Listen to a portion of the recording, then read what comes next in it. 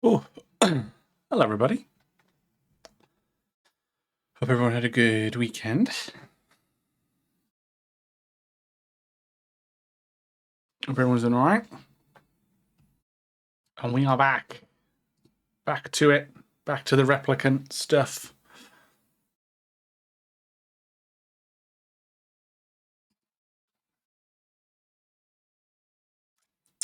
But yeah, it was a lot of good fun playing Marvel Cosmic Invasion, for sure.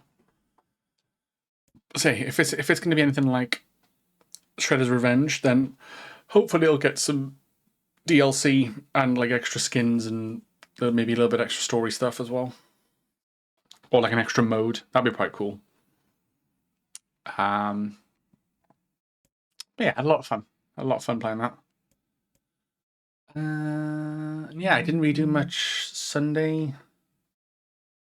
Sunday I just procrastinated like crazy. I was meant to read my Hollow Knight book, but I just didn't. I just didn't. Because I'm a horrible person, I guess.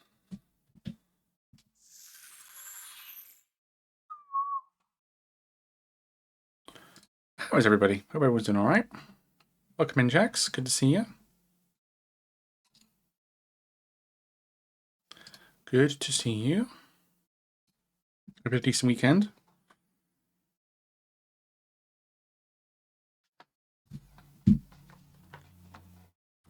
Oh, yeah. It was looking touch and go with that end sequence, with how much like how difficult it was. Well, for me mainly because I was just getting my ass kicked because I wasn't really high enough leveled. But we got there.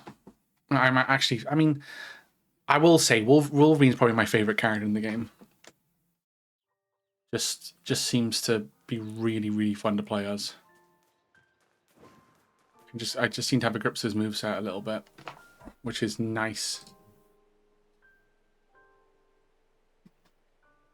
And yeah, I liked Phyla-Vell was good. I quite liked Storm, even though probably not I didn't do the best with Storm, but I liked Storm I liked Storm. That was good. What's to say? Cap. Cap was solid. Cap was a good solid option. Nova was okay. Yeah, it was. It's a good selection of roster. Good selection of heroes. Oh, am I going on the boat again now? Back to the shrine? Is that what we're doing? I think. Yes, because we've got all the fragments now. I need to buy medicinal herbs. Because I have fuck all. I have 21,000 gil. Gyodium.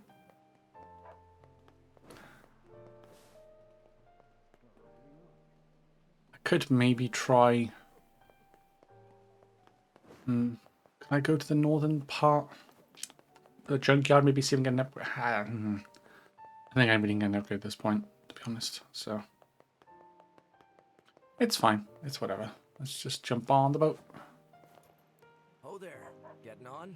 I am certainly getting on. I think it's is it Lost Shrine? Rear Path, I think is where we need to go. I think. It's just well, we're gonna go there, and if it's not there, then it's somewhere else. So.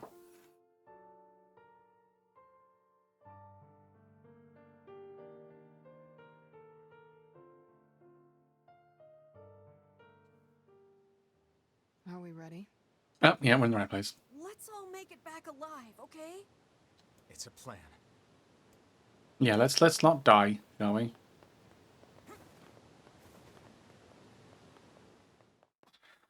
All right. Let's fucking do this, I guess.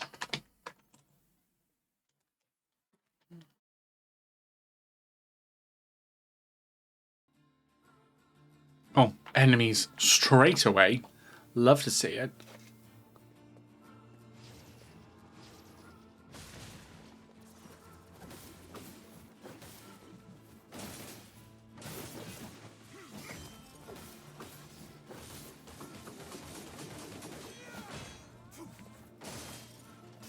Yeah, it doesn't matter anyway. I'm not going to use fucking magic to kill you.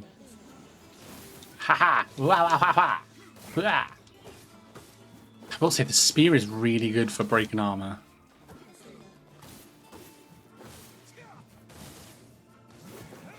Ooh, technical guide, whatever that is. Nice.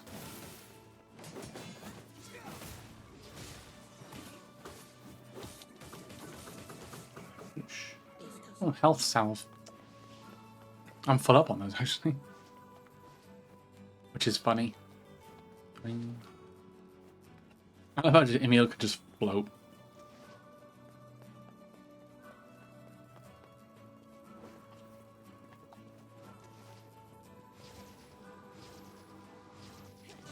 Oh, really? Did that not? None of those hit them? That is just absurd.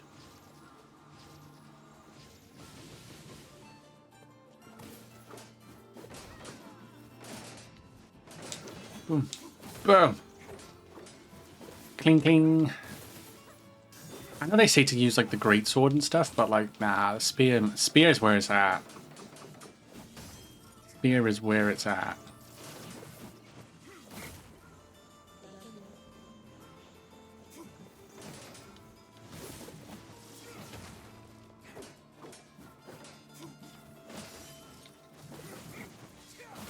Bonk.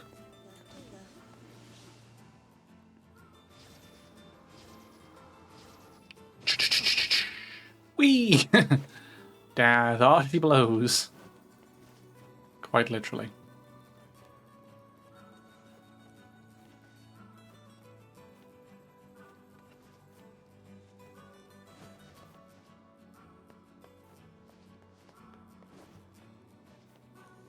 Oh, we're really making a climb, aren't we, this time around? Oh, okay. Well, fuck you then, I guess.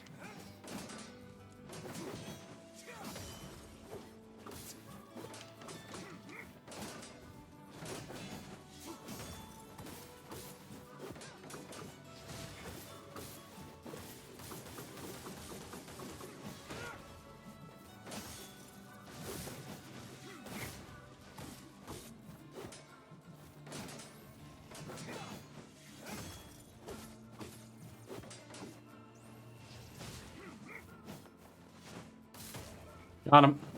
Whoa, whoa, whoa, what? No, no, no. Oh, don't fall down. Jesus. Nice.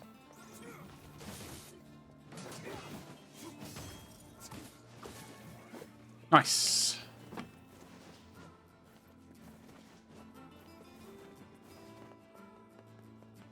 And back inside the shrine we go.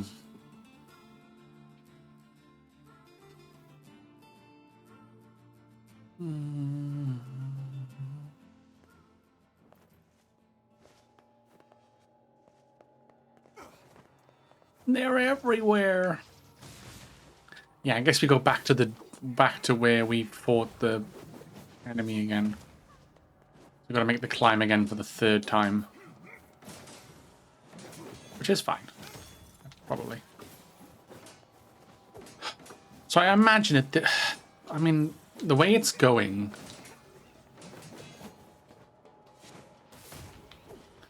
The way it's going is like, hey, we're gonna go to the Shadow Lord. We're gonna rescue our sister, or you know, potentially sacrifice whatever. And then it's, yeah. And then we're donezoed. Potentially, but who knows?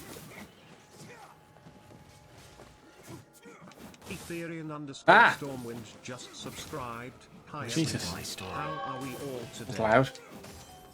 Hey! This may be our last chance. I just love how Brian just fucking declares it before the alert even pops. That's funny. What are you doing, Nath? 13 months. Let's fucking go. Thank you so much for the tier 1 resub. How you doing, Nath? Good to see you. I was 9. I was lurking yesterday. I've got enough actually now to give you your next stream game. I just realized.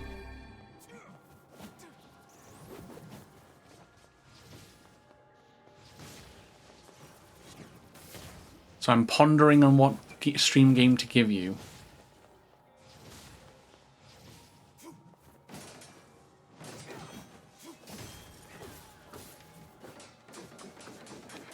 Hey, Turn, how you doing, buddy?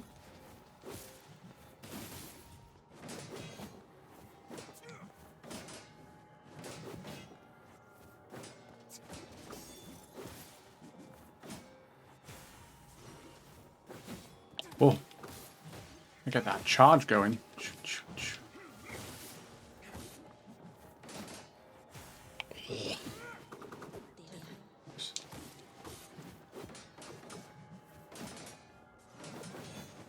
They can watch the playback of Saturday Night Main Event and seen his last match. No worries, that makes sense.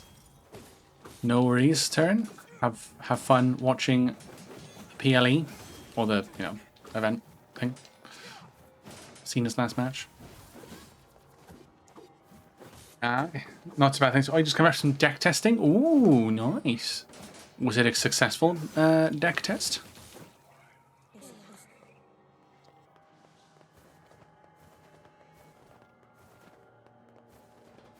Yeah, I might like interrogate you on like what games you've played. Oh, and what games you haven't played.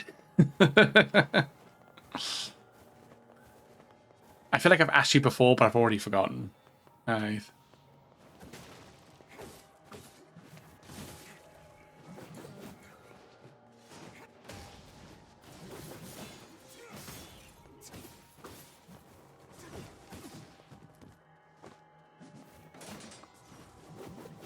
Oh.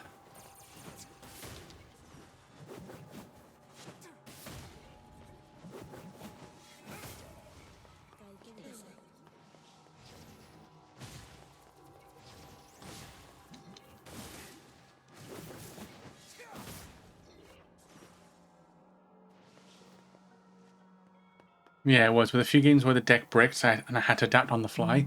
Ooh, nice. Nice.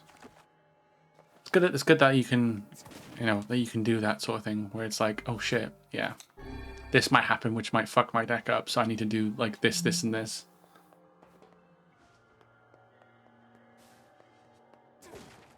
You know?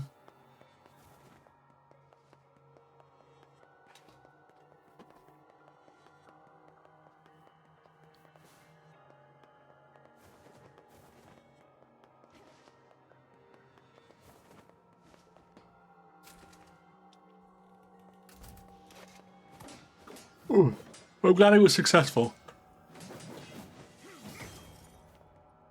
I'm glad it was a successful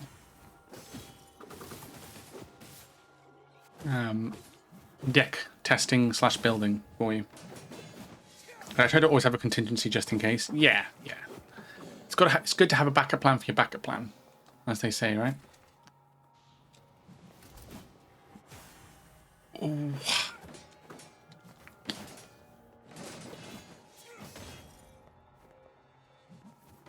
And actually, one thing I did do actually over the weekend, I actually ended up watching some of the trailers. So I watched the Tomb Raider trailer for the remake of the first game. I also I didn't watch the one that I think is it Catalyst. That's one at 2027 of the Tomb Raider game. Which I didn't realize until as well. It's actually following on from Underworld, so it's not following on from the reboot trilogy. It's following on from Underworld, which is very cool.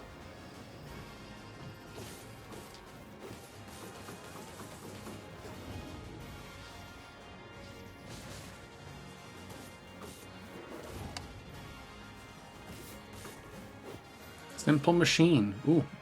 Physical defense plus 10%. Ooh, nice. Nice.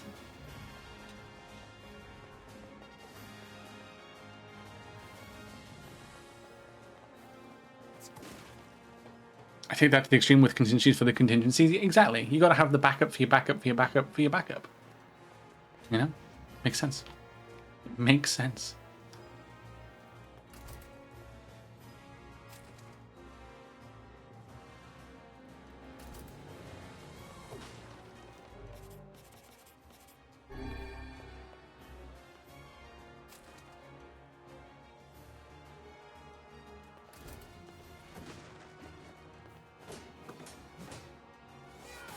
But yeah, I'm looking forward to the Tomb Raider games coming out.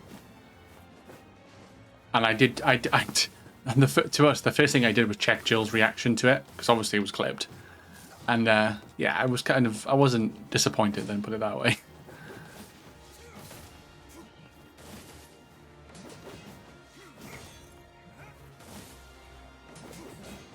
And I also saw the Resident Evil Requiem trailer that revealed a certain Mr. Kennedy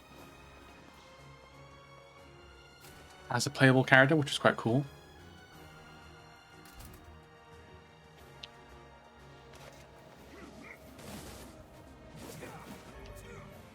Oh, armor rate plus 15%. Okay.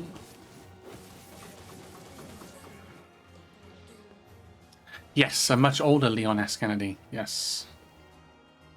Yes, very much so. Still be pretty cool, though. It'll be pretty cool to see. I mean, it felt like they weren't gonna, like, you know. It wasn't gonna be just a brand new character, was it?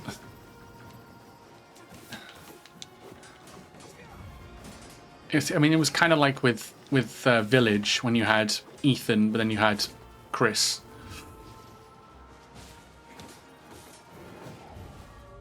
The boulder punching man himself. Ow!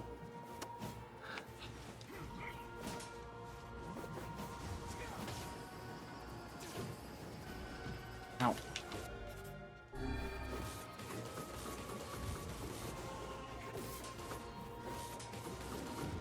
Ow.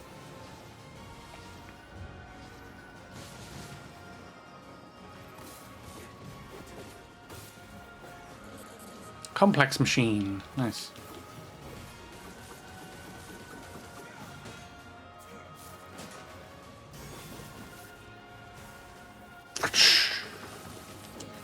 Boom, bitch. Get out the way.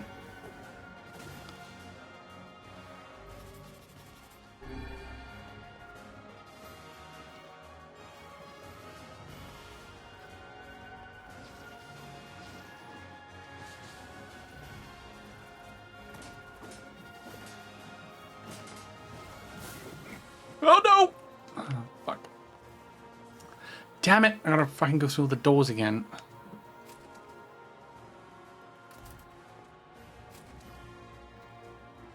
Oh.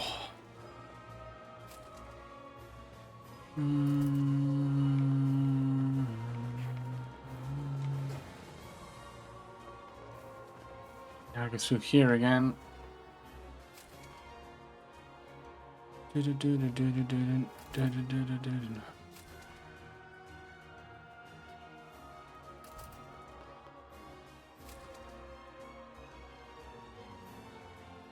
yeah, I haven't really watched it. I haven't seen really much else, to be honest, in terms of like, the trailers and stuff. So I probably missed a good chunk of stuff, but I haven't got around to. That's the kind of the main ones I've seen so far.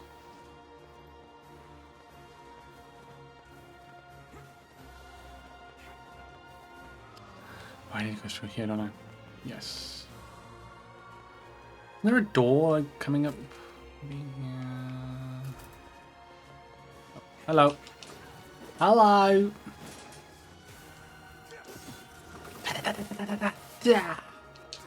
Yeah, that charge attack is insanely good.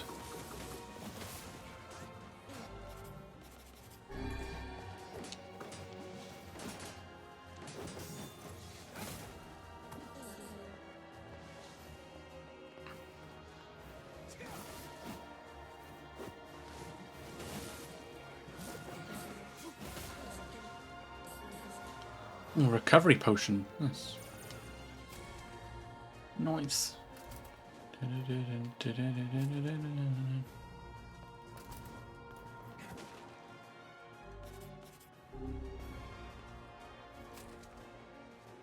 That League of Legends fighting game is coming to console?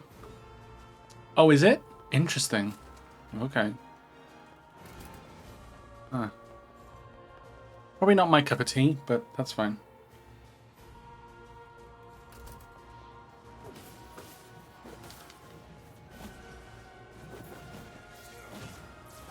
Oh, well, who's doing that? Die. I noticed I'm getting a lot more, like, rarer, like, items. Well, not a lot more, but I'm, like, getting different items and stuff now and such.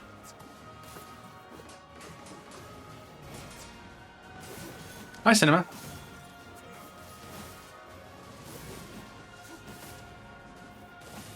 I haven't played Control per se. I have the PS5 edition, which has got like all the DLC and stuff. If you were asking me. I don't know if you were asking me or not.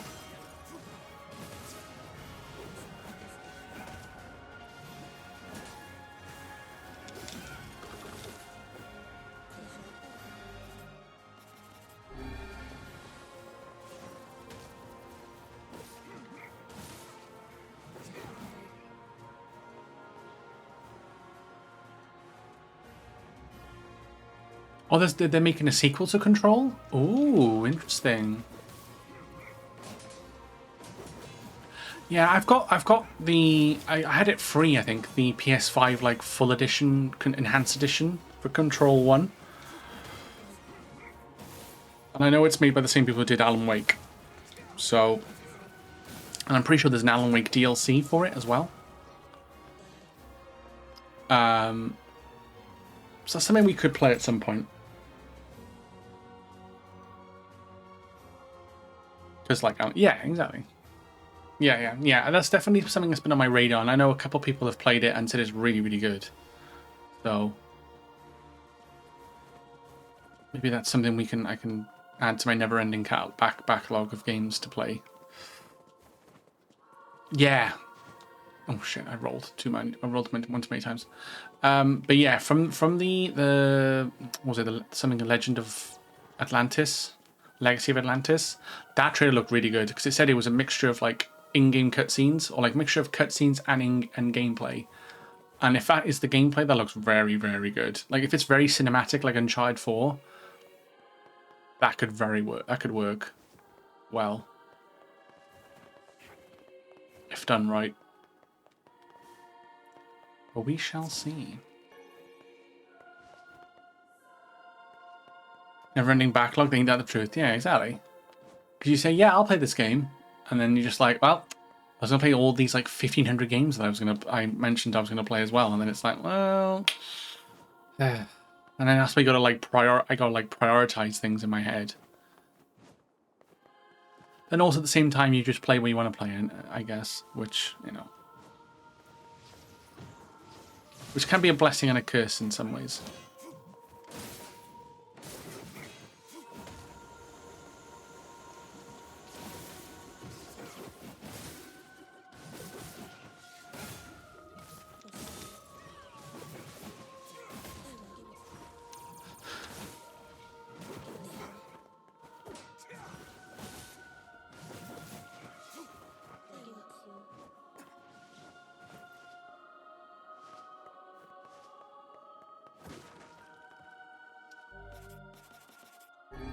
But yeah, I probably won't pre-order the Tomb Raider game.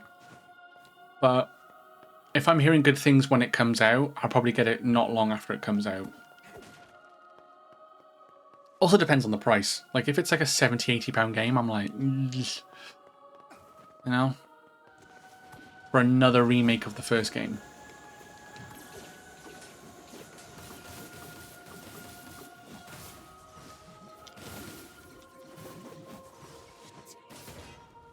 I don't really know what games like coming up that I want to play. I know Phantom Blade Zero actually got a release date, which I'm very excited about. That game looks really fucking good. I think it was next year. I think it's next year it's coming out. I think. Could be wrong.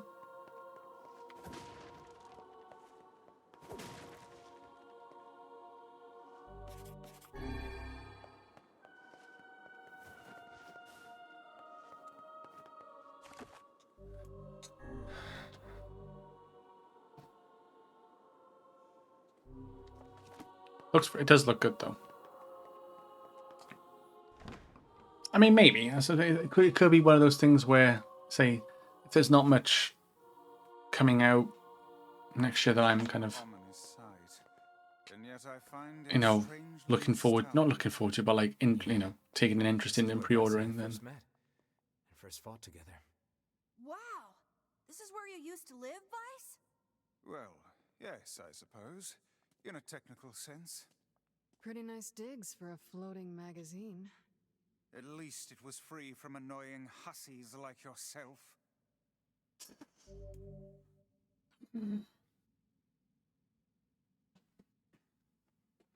I like the recent Tomb Raiders. I might get remakes, but not too fast.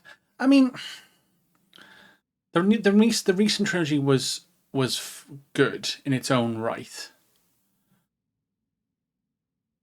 I just felt I don't know. I feel like they missed the boat a little bit with them.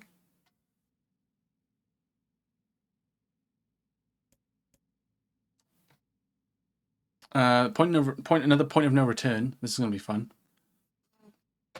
Oh yeah, I feel like with like I get having an origin story for Tomb Raider 2013, and then, but then I thought Rise was going to be the game where she basically becomes the Tomb Raider of old, you know, with that Uncharted sort of cinematics and stuff like that. But yeah, I don't know, it didn't really come off that way to me. And now the path is open. I did like Rise though. I think I want to say Rise is probably my favorite out of the three.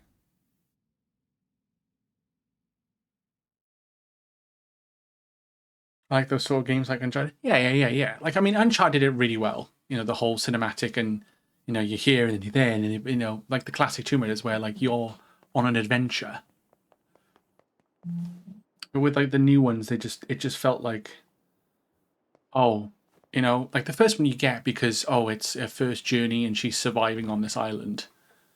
Like, makes sense. But then the second and third, you're thinking, right, okay. Are we going to be, you know, gallivanting this time around? And it's like, oh, no, we're on this island again.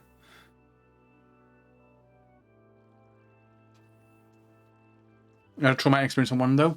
Oh, did you? Yeah, there's some interesting moments. There's some very, like, whoa moments in... especially the first Tomb Raider. A lot of shit happened. Like, a lot you think, whoa.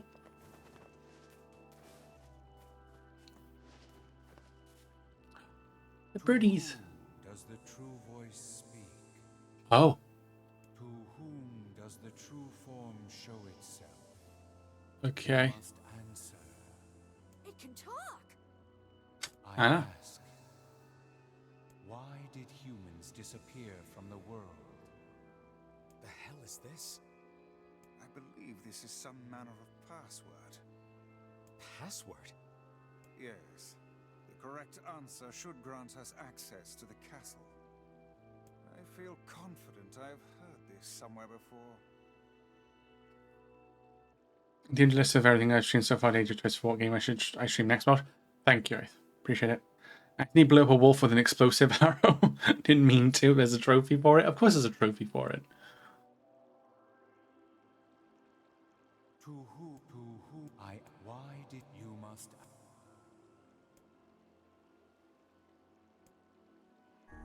I answer because of a black disease. I ask, how can humans extend their lives? Like separating body from soul? Probably. I answer by separating body from soul. No. I ask, what is the destination of souls?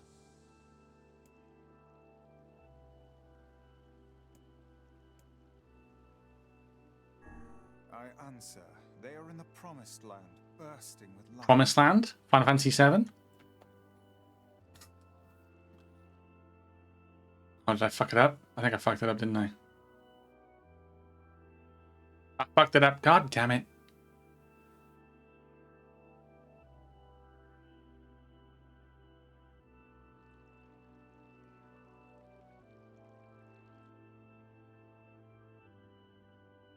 Blast. I appear to have made an... Ah, it's alright, Vicey. It's all good. I'm going to head off. Well, I have finished the Gestalt version of this game a long time ago. I haven't finished this version. I don't want any spoilers for anything that's specific to this version of the first Nier game. That's fair. No worries, Jax. All good. All good.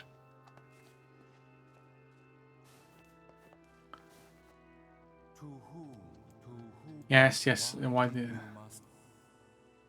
Because of a black disease. I answer because of a... How can you... Separating body from soul. I answer by separating body from soul. I ask. They are placed in their corresponding shells. I answer they are placed in their corresponding shells. Very well. Very well. You are acknowledged as master. Ooh, wow. Fair enough. You may enter. Plus, I'm also going to have a shower as well. Ah, no worries. Yeah, go have a good shower. Checks. Appreciate it. Well, I'll say Welsh, it's quite the big list. Seems the way is open.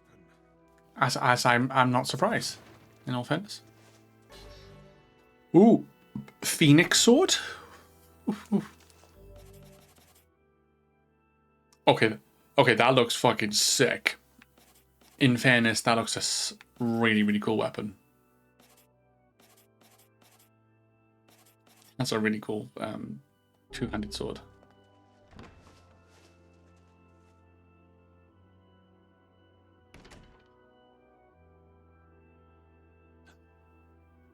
It's Popular and Deviler.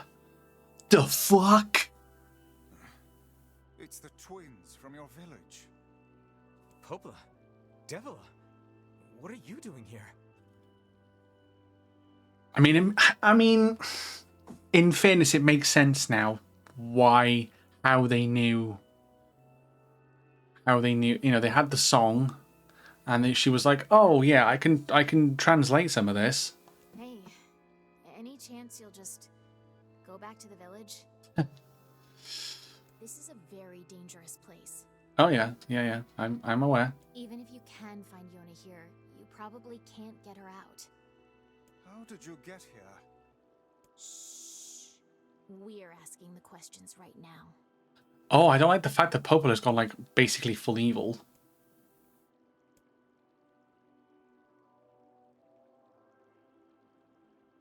They're right. Let's go back to the village. What are you two doing here? We're here to rescue Yonah.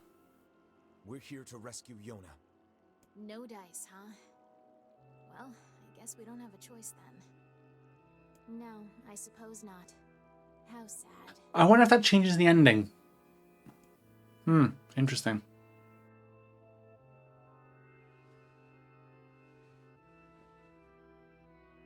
So instead of... We didn't want to fight you. We really didn't want to.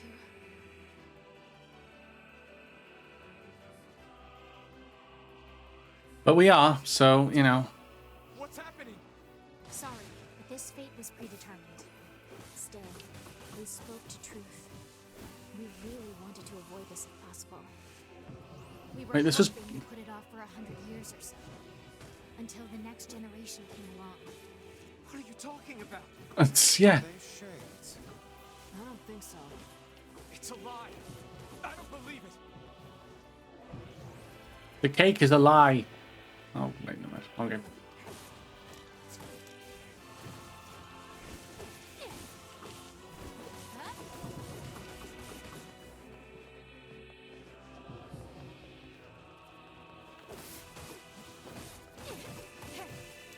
We never thought you'd grow to be this powerful. This is madness. Why do you block our path? You have no cause to speak so with us, Grimoire Vice. You are a traitor. Whoa! They're out here calling Grimoire Vice a traitor. That's insane.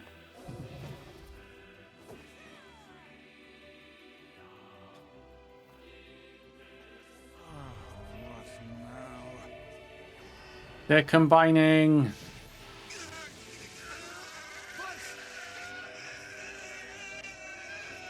Oh, let me guess. They're the ones that sealed him. I can't use magic. Copied my powers. Shit on a shingle. They can use the sealed verses. Of course we can. The power came from us in the first place. You were simply loaned a small portion of it. Vice, are you all right? Devil, Popola, why are you guys doing this? Why are you siding with the Shades? I'm sure all will be revealed in due course or something. I don't know.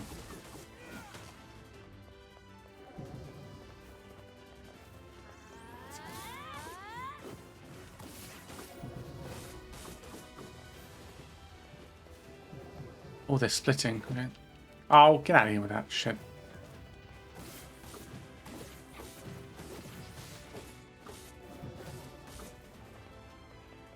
Oh, one of them's chasing.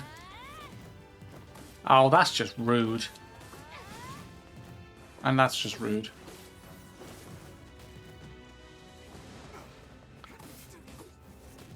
Ow.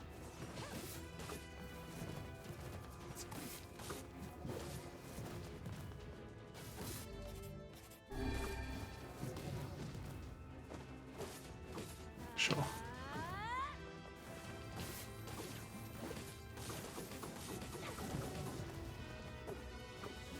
So one of them is like running around while the other one's doing range attacks.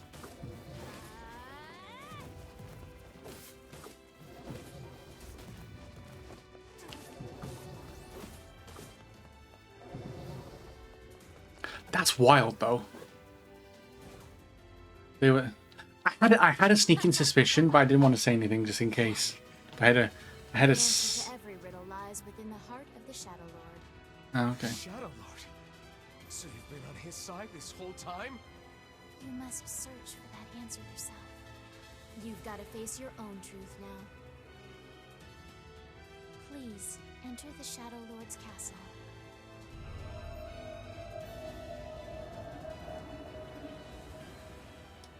Cool. Something like a combined hours of like 9k hours, though I may be underestimating that. Yeah. Obtain Shadow Lord's castle map. Okay.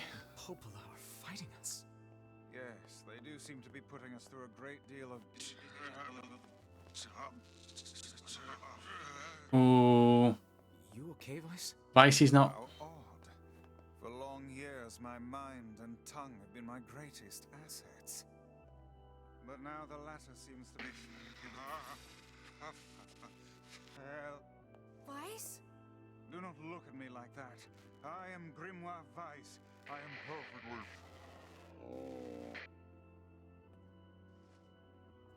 I don't think he's okay. Something tells me he's not okay. I think I hear a waltz.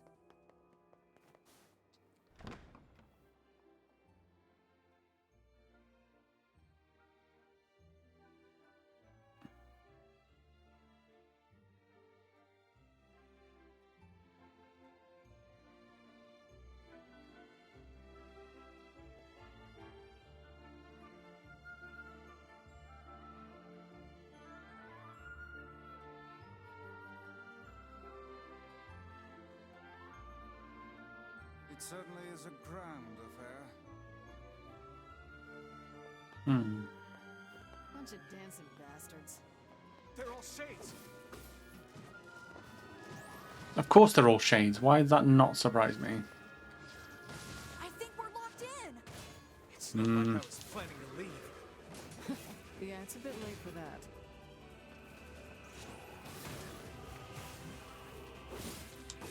Yeah, I say, yeah. Kaine's right there. It's like, it's a bit late if you want to try and... Ow.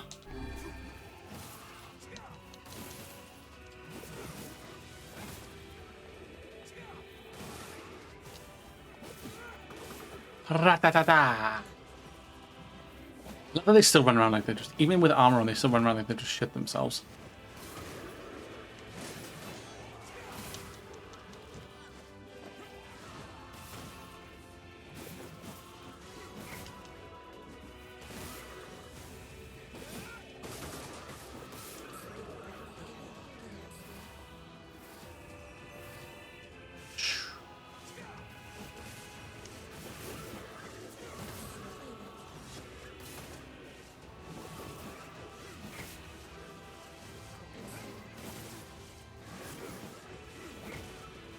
Ooh.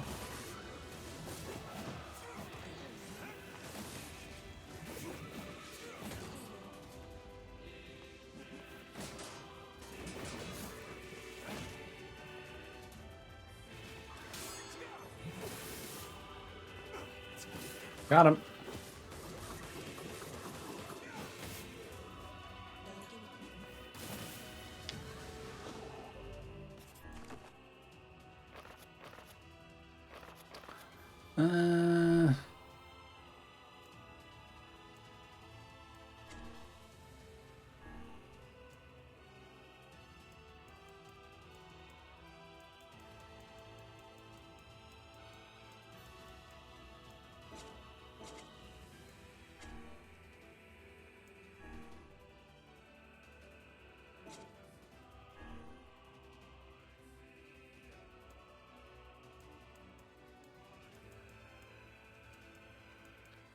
I can get 10% physical defense.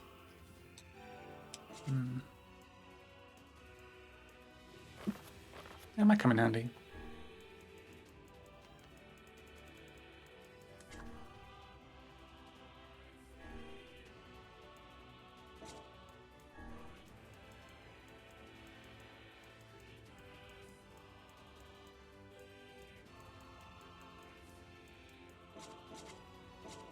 Okay. Let's try that. See if it makes a bit difference. I lose a bit of MP recovery, but that's fine.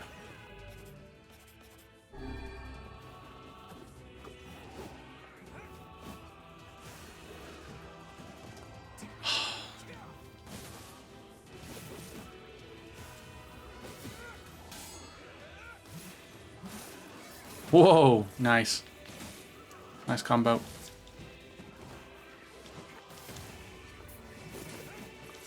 No, you're not healing them. No. Ow.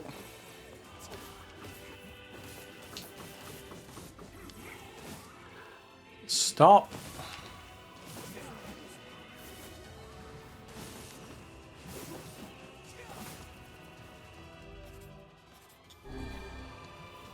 Another berserked. Whoa, why is my fucking spinny spin thing was going like the clappers there? It's insane.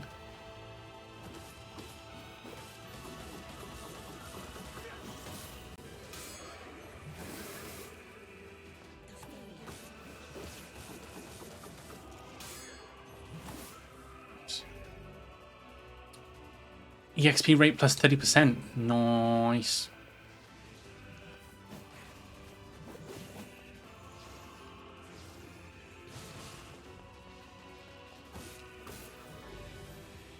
Armor rate plus 30%. Nice.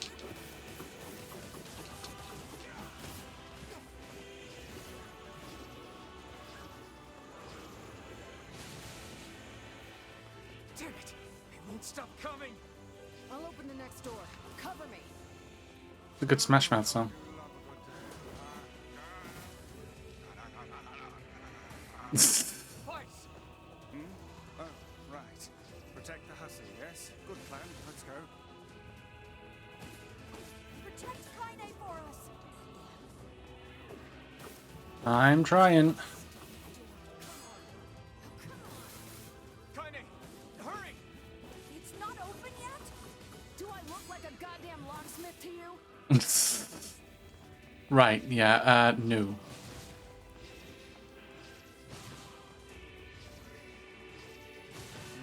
you idiot. What are you doing? Lock doesn't want to open? Fine. I'll just break it down. Stop, you impatient fool. Break it down. Down, now, down, now, down, now. Goddamn no good bullshit bastard! Open the fuck up already! Ugh! There you go, Kaine. Got it. Kaine, look out! Oh. Are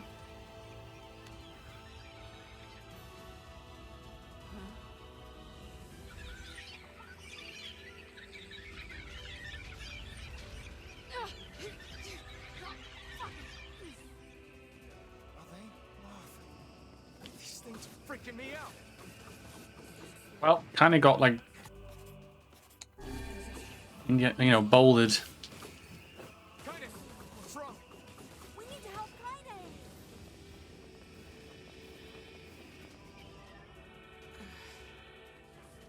You okay? Yeah, well, we got problems.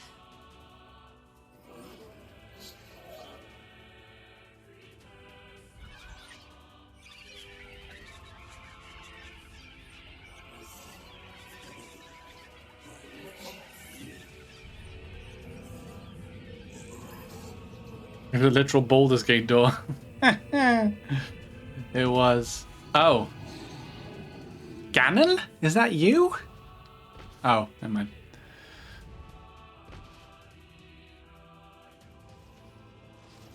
We don't need forgiveness, asshole. Kaine?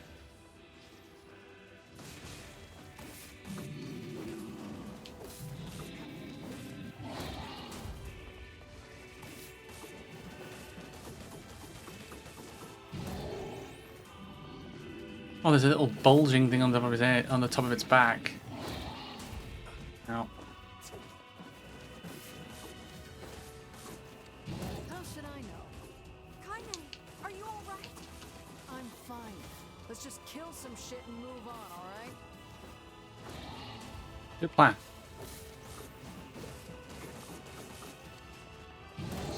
Damn it!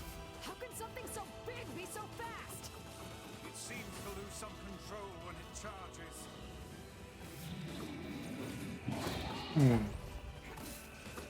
Yeah, no kidding.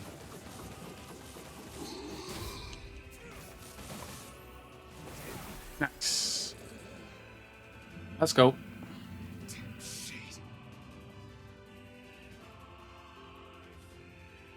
Oh dear. There's two of them! And, well, there's a second one, and now it's armoured. Because of course it's armoured. Makes literal sense, I guess.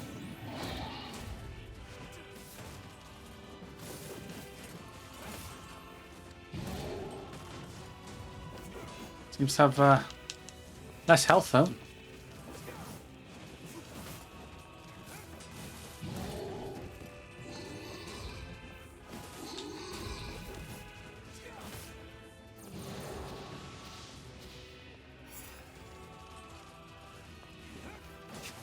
This thing? Far. Oh no! Can't stop now. Damn it. Oh, is it like... Focus, Kaine. Don't fall victim to such distractions. Come on! We have to keep going! Let's go.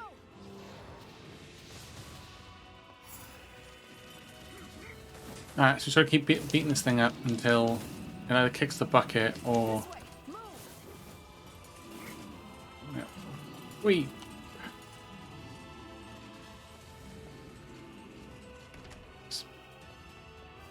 That is a problem for another day.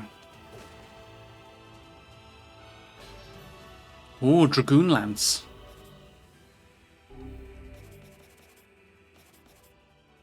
Ooh. 300 damage? I'll try it, sure. Up here!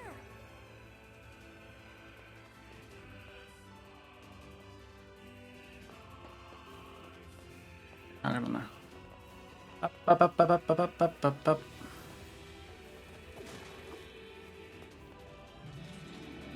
Oh god, the thing's...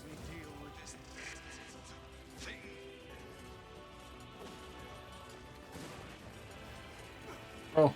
Roll. Please, hurry! I am trying my best. A ghost.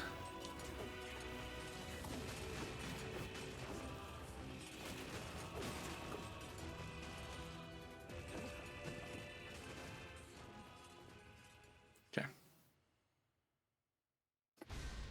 Oh. I'm not too bad. How are you? I noticed you changed your name to Christmas Ghost. Very, very cool. Very, very festive.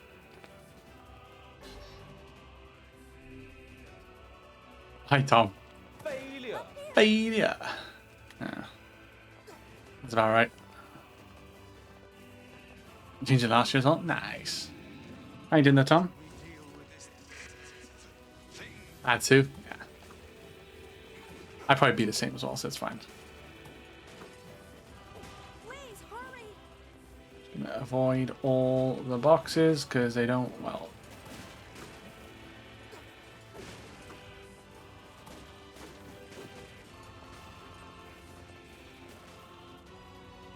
Whoa! Isn't it another $1? Hell yeah. Hell yeah. Damn it, I can't get it open. Oh, it's back. Attack incoming! How's the little one? Hope it's doing all right.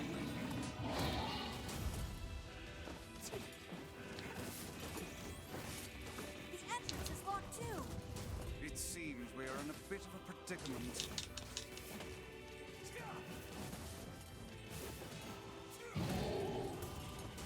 Strike the beast while Yeah, he's all good. Growing fast. Proper little chunk now. Nice. Hit the thing Hell when yeah. it's down.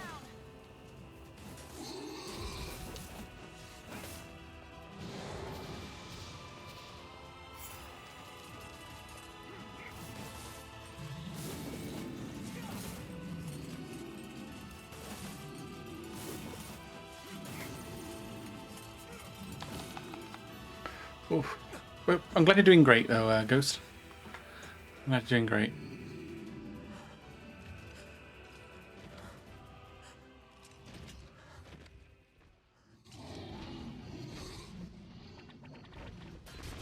Whoa, where did they come from?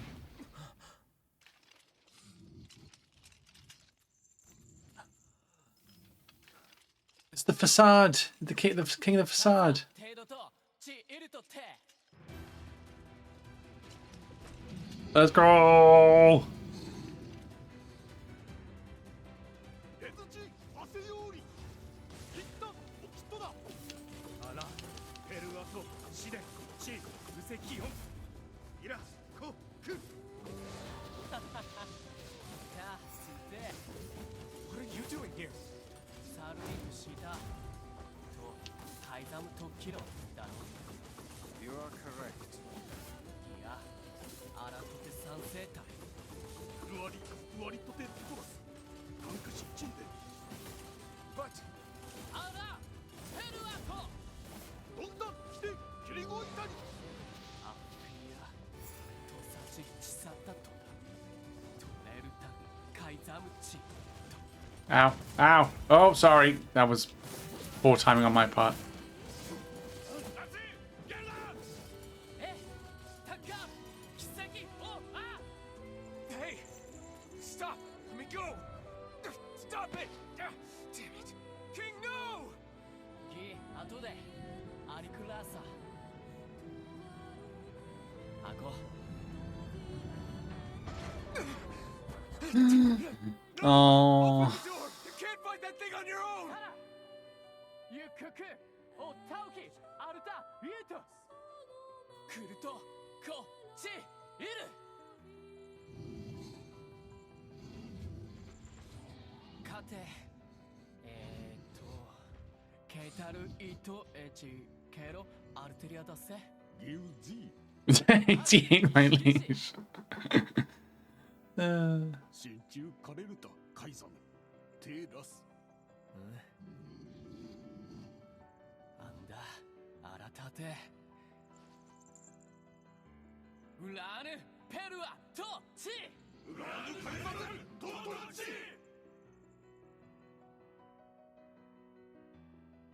Oh yeah. Open the damn door! Yeah, nice, Kaine. Nice. Knock it off already. Let's go. Kaine. He's fighting for you. And for Fira. Don't let him die for nothing. Yep.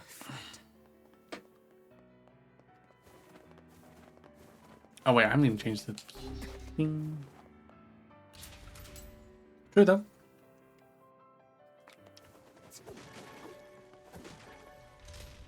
Health cells and recovery potions galore.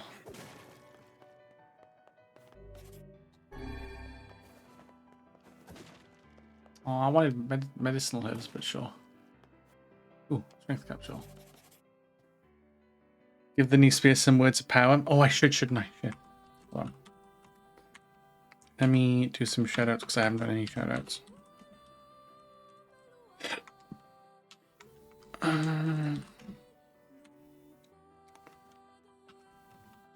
Turn.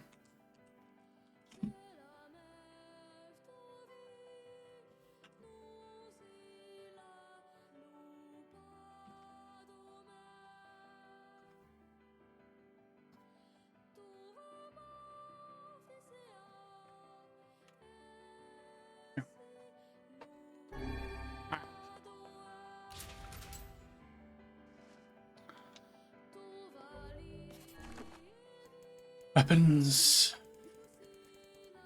Dragoon Lance.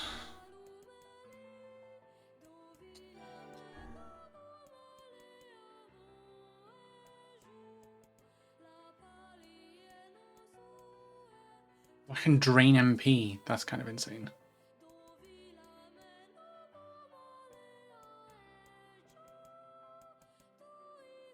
30% XP EXP rate as well. That is not bad.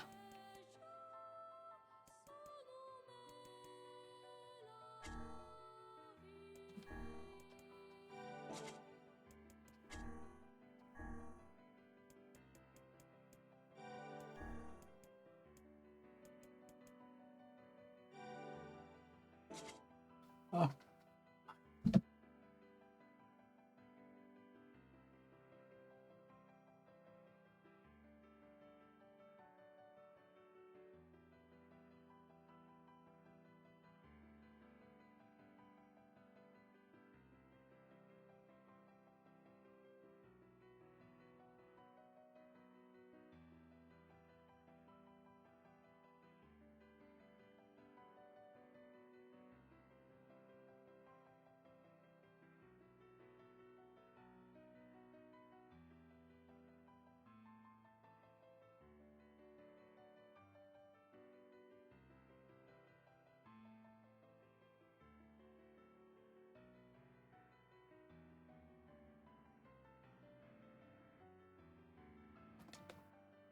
I'm gonna drink. Shit.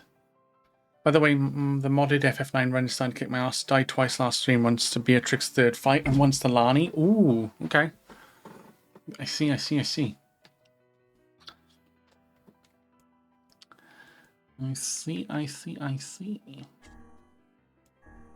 Wait, can I put... Oh, so instead of an XP rate, I can give... I mean, at this point, do I need the XP? Do I really need the XP at this point? I mean, I could try the drain HP, see if it works. I know there's ads running at the minute, but...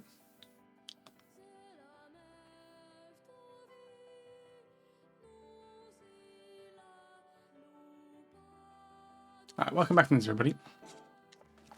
We'll try that. We'll try the drain HP.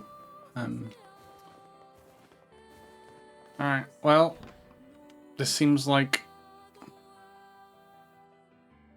Lani was insanely fast and did multiple different elemental spells. Damn. Yeah. So so if she's fast, then her ATB fills really quick. Then it must be. Oh, it's them again.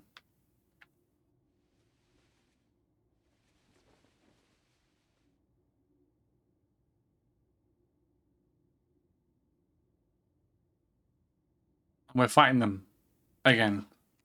Oh, look. You made it. We've been waiting for so long. Why are you doing this? It began 1,300 years ago. Wow, they're that old. Humanity, finding itself on the brink of extinction, undertook a last-ditch rescue plan called Project Gestalt. Ah. Do you still not remember, Grimoire Weiss? Then let's give you a refresher.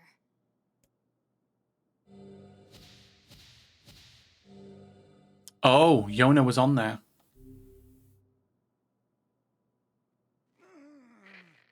Voice!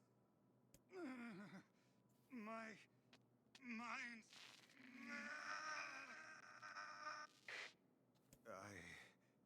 I remember. Devila. Popola. You are not human. In fact. Oh no. Yeah, sometimes the truth can be a real bitch. You want to finish that thought for him, sister?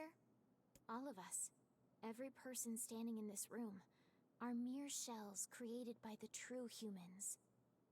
And the Shadow Lord happens to be one of them, probably. What are you saying? We're robots. You still don't get it? You aren't human.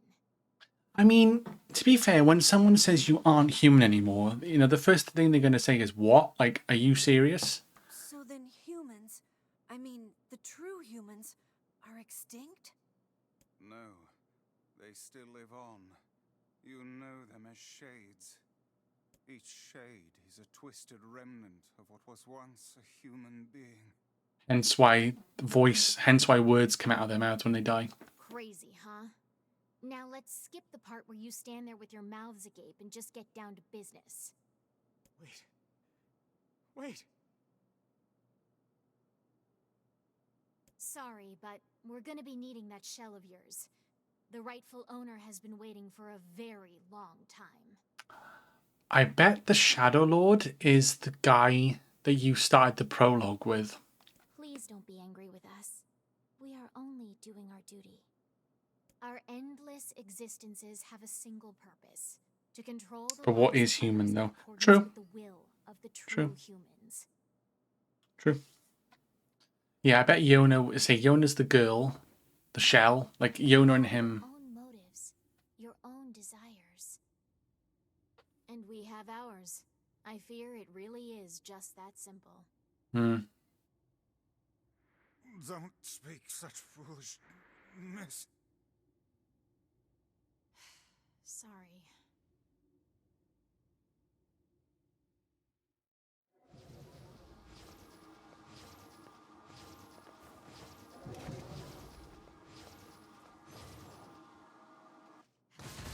You and us, we're the same. Tools in the hands of a master. No. I'm nothing like you.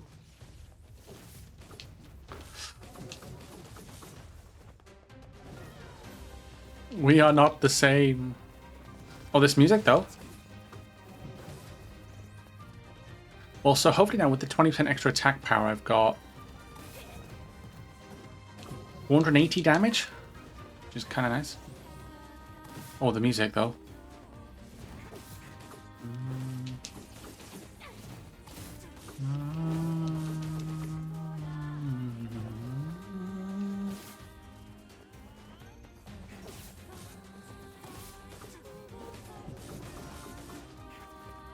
Look at she's dancing. How you doing, Lycan? You're doing alright.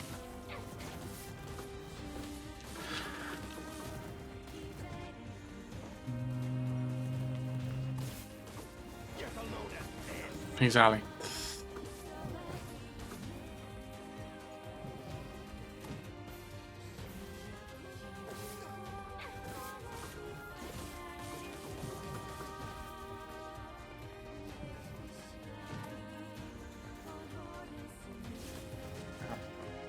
I mean, it kind of drains their health a little bit, not too much though.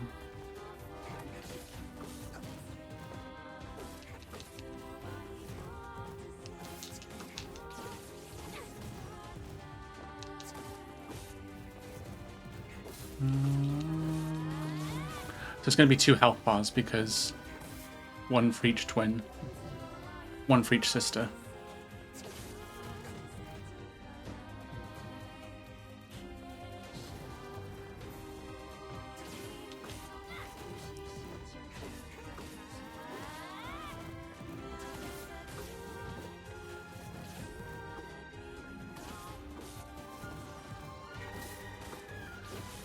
Unless there is, like, I mean, I feel like there wasn't... I'm trying to think, like, with the options you had, so, like, you had Poplar and Devil are like, yeah, yeah, just go back to the village, and like you probably could, and that would have been an ending. Then the other two probably would have been the same, like, why are you here? And then you're here to save Yonah, and it's like, well, we're fine, I guess. That was one.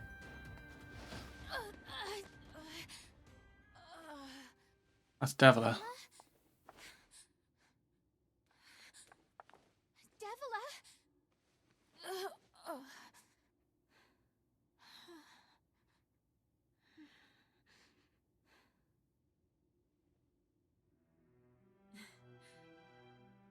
Popola, are you crying?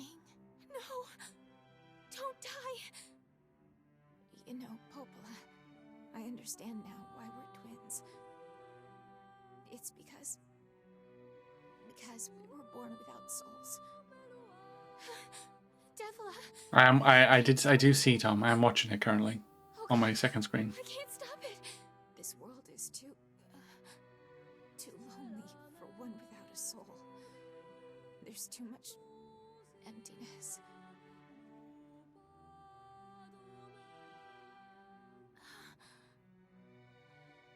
Our souls are missing. And yet somehow our tears still work. It's kind of weird. Sorry, sis. I love you.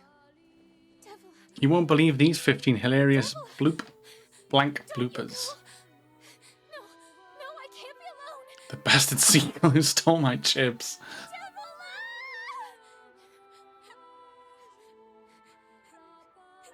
I guess we're fighting Popola because she's gonna be pissed. Let's stop this now. Stop? Now you want to stop? Yeah. That's a bit, yeah. The luxury to stop? I mean, You cut down my sister like a goddamn animal and now you want to stop? Popola, wait! It doesn't have to. No one stops! It's way too late to stop! No one stops! yeah. I Don't do this, Popola! was gonna say, like, Devila were like parents to me. Those two have watched the world wither from time immemorial. The cruelness of such a fate is difficult to imagine. I don't want to do this. I don't want to fight her. Stop bitching and start fighting. It's the only way.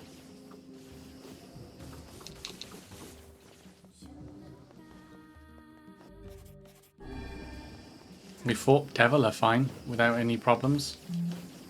So why now? I mean, Popola's, we're more attached to Popola because she would help us with quests and stuff. So it makes more sense.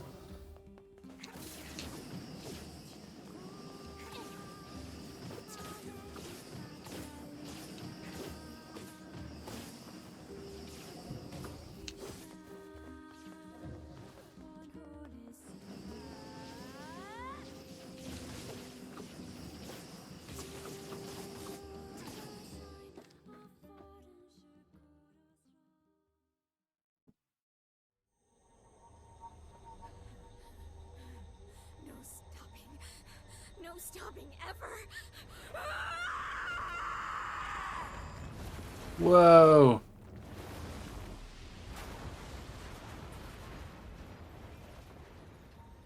The bridge! Blast! We're trapped. I've got an idea.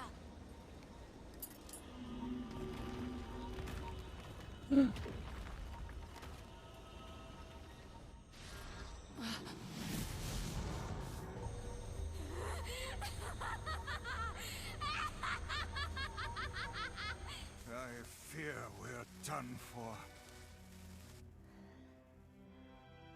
It'll be all right.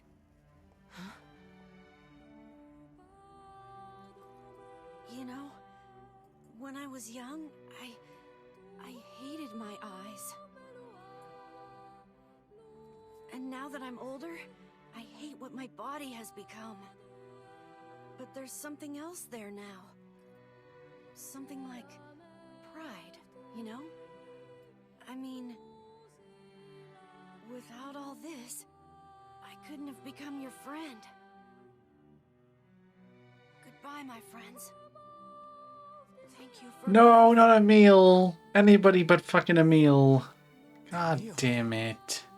For so long, all I could do was destroy. But now, I have a chance to save something. No! Now get going, okay? Emil. Don't worry about me. I'm gonna be fine.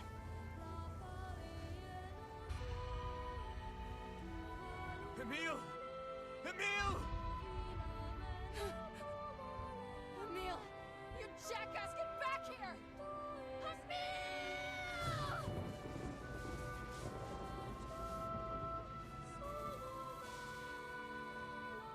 Oh dear. Oh dear. Danny's so unstable, and Vice can't stop arguing with people.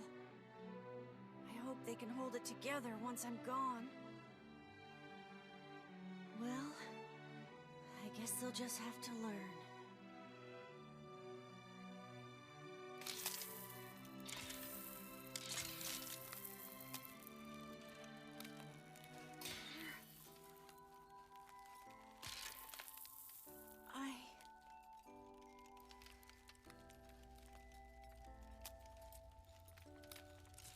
I want to see you again.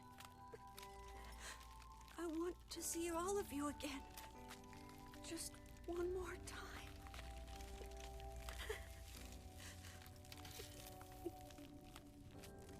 I'm scared. I don't want to die.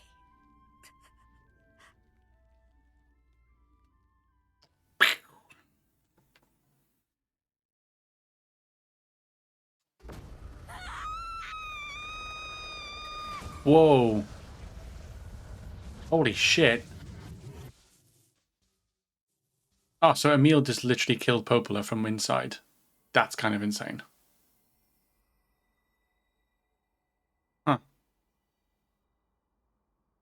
There's a little small little black hole. Oh, it's gone now.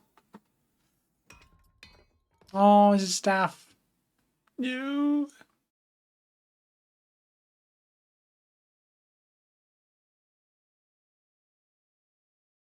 Yeah, that's a portion of Emil's latent power. Yeah.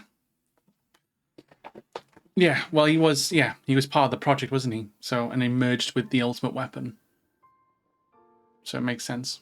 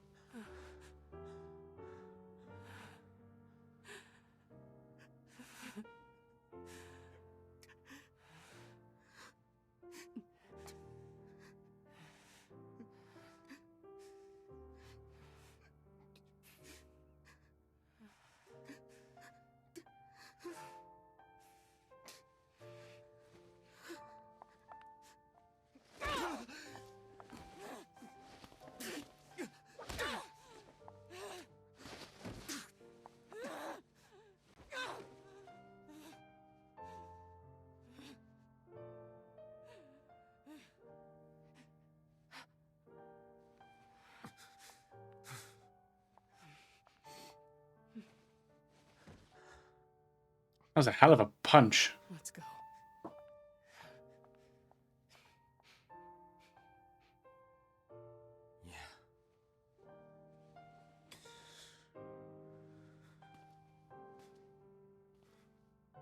Now, Keith. Yeah.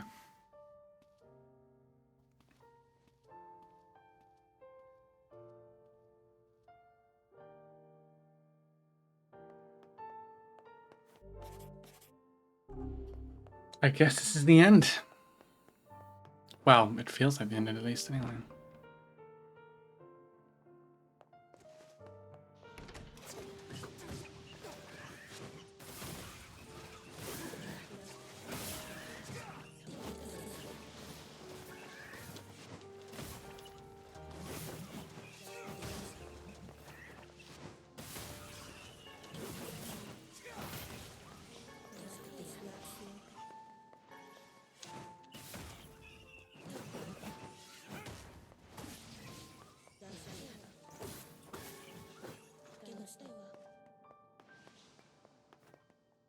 Nah, it'd be more like fucking right there. Yeah. Yeah, it would be, wouldn't it? In all fairness.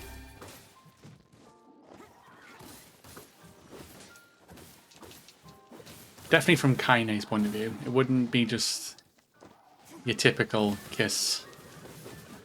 He'd probably beat you to a pulp and then would, like, force you. Like.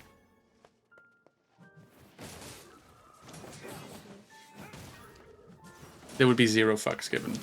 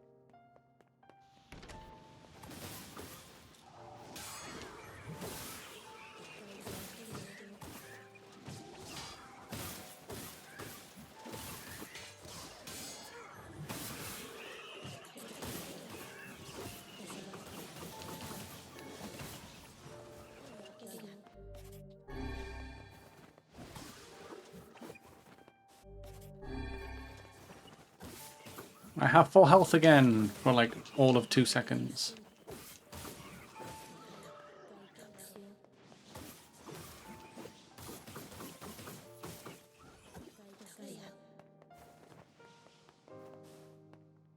Yeah, probably. Probably.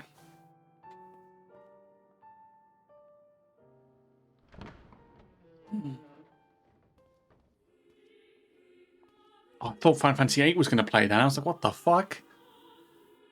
You know, the... Like, is it Liberty Vitali? Liberty Vitali? Evils. Evil them. Evils. Yeah, all that.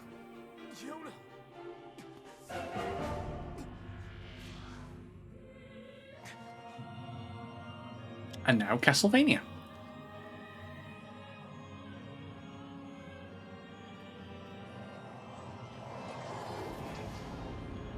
So you are the Shadow Lord, probably? And you want my body back, probably? I mean, Kingdom Hearts, yeah. Yeah, it's a Heartless, isn't it? Now to fight yourself. Yeah, this is the Darkling fight from Ocarina of Time. In Water Temple.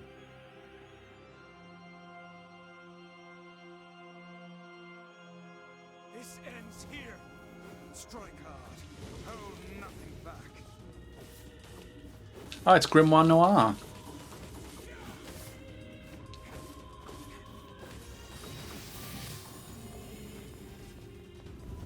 How could a mere tool hope to stand against the Shadow Lord? Don't speak in such a manner, fool. I am nothing like you.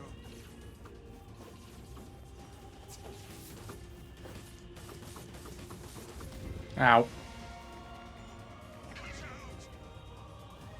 Yeah, it's like 1 minute Grimoire Vice is fine, then he's just not. He is not okay. No, impossible. Square of a cookie cutter, but it works. Yeah. Yeah. Ow. Yeah. They have their formula, and if it works, then they'll stick to that formula. It's, you know. Yeah, this is, you know, Kingdom Hearts 2, Kingdom Hearts 3 boss fights. I'm fighting Xehanort right now. Or, you know, I will say though, I don't know. So far, the story has not really gripped me compared to other games.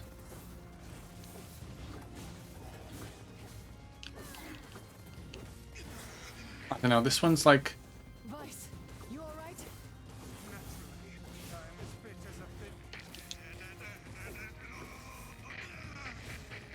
I don't know. Like, I feel like I should have been. I feel like I should be more engrossed in this story, maybe, but I just. Nah. I can see the lore potential, though.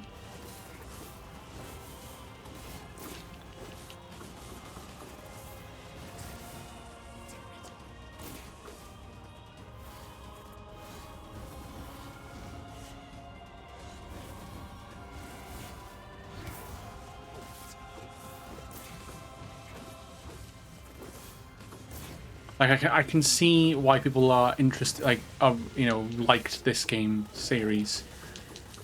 For like the whole, for the world, the environments and stuff, and the lore behind it. Yeah, and the music as well. The music is top tier. Wait. Yonah. Oh god, Yonah's grown up. Shit, she's not a child anymore.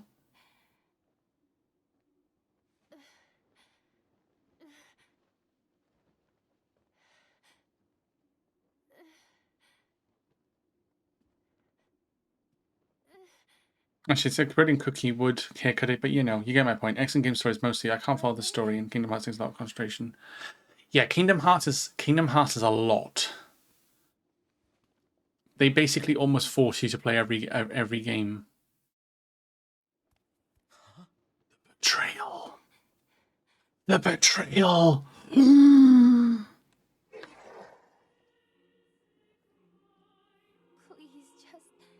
just stop. I don't. Is it wrong I find this dark like God? No, it's fine. I don't need someone else's body. I don't want it.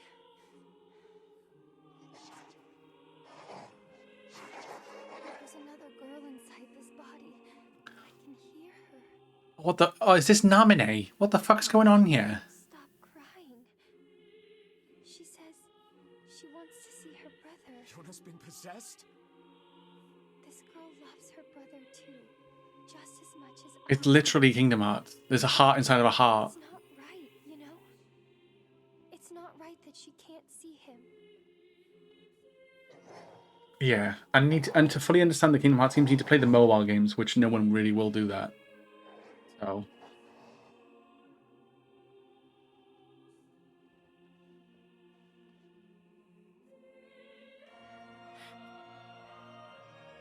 He's gonna be the. Isn't it?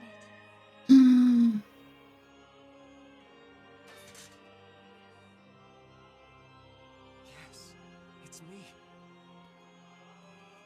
Let's go home.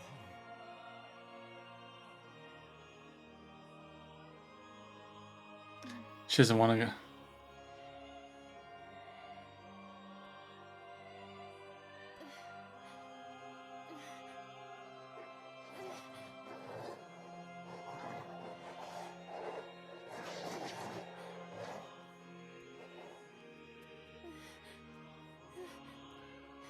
What the fuck is happening? It's Clive. No, Clive. I'm really sorry. I don't know what to. Yeah, but it's the fact that you have to use YouTube to not, and you know, to kind of recap it and stuff. Just know that I love you. Oh. Wait, what the fuck? So the black scroll's been burnt out of her, but she's also dead. Hurry.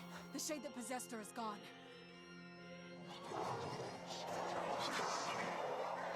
Oh, he's pissed.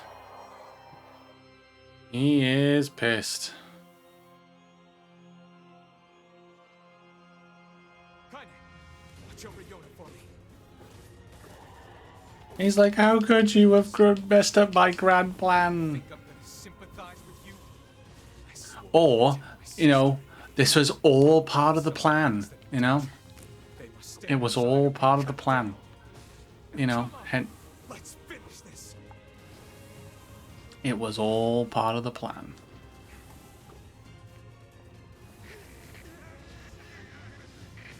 Oh, Grimoire Vice is getting What's wrong? possessed.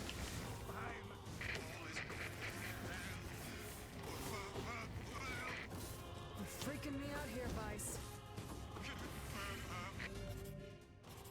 What are you doing? Come so. Just do it. Strike the killing blow.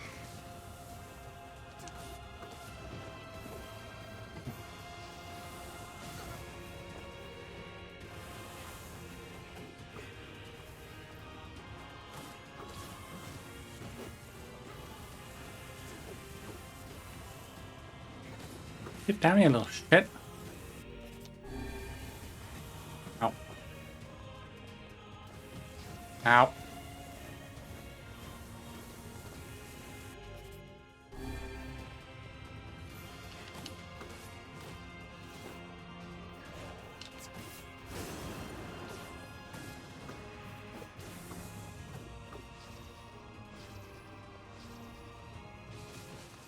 Oh shit.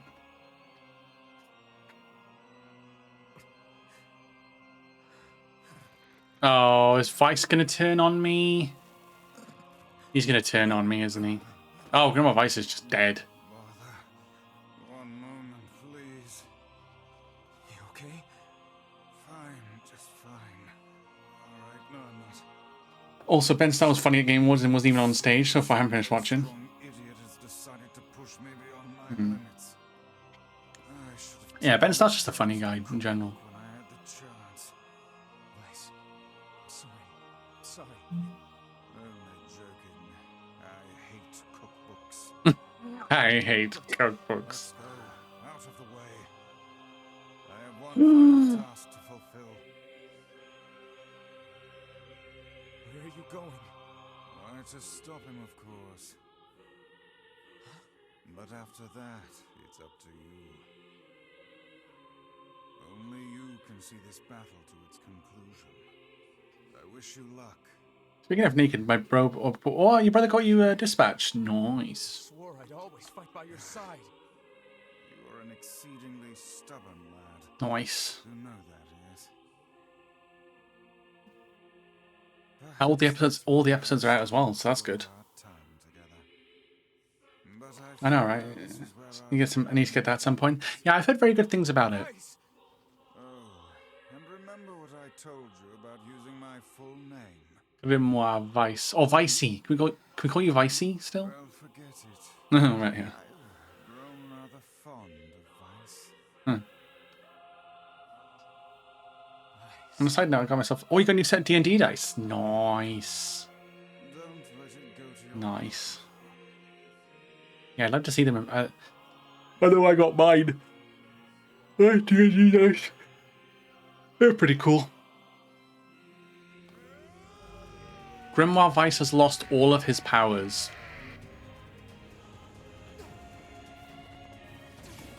Something to defend. I have a reason to live. What do I want? A girl worth fighting for.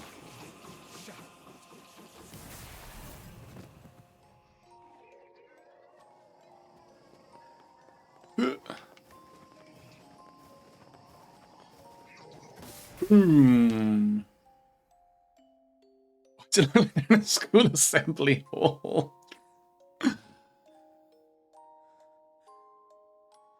He's like, do it.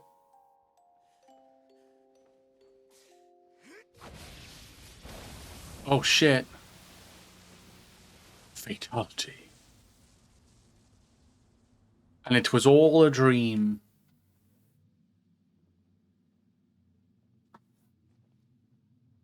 We'll pull that classic line, the story beat for you. It was the villain all along. Oh, probably. Wouldn't surprise me, actually. You defeated the Shadow Lord, a world in flux. Yonah. Is Yonah all right? Hmm. Yeah, I'd say kind of like, nah. Oh God, no. Oh, please, the girl is fine.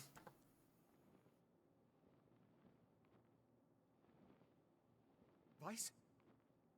Where are you? Are you okay?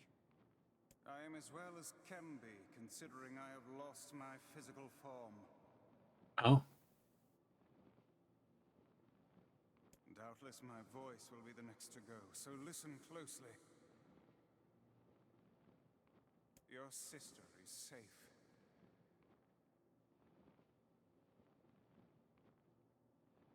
Do not mourn her, and do not give up hope. Instead, you must call her back to you. How? Calling her name, maybe? Use your memories. Recall the times you spent No, with her. might be a good shout.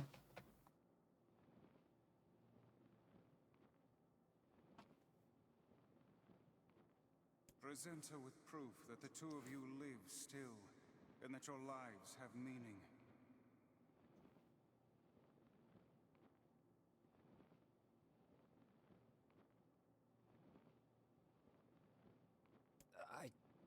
I don't know. Typical. But take heart. I know you can do it.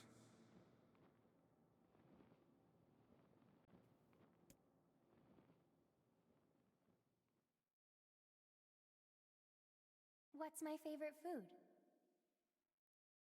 Cookies. What's my favorite book? That's my magic storybook. What's my favorite place? Home with you. What's my favorite flower? The lunar tear, of course. Okay, one more question. Oh, no, I gotta get it right. Fuck. Who do I love more than anyone?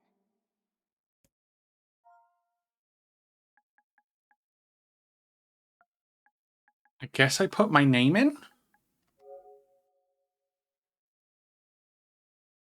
Sure. Oh, she awakes. There we go, thank God. Is that you?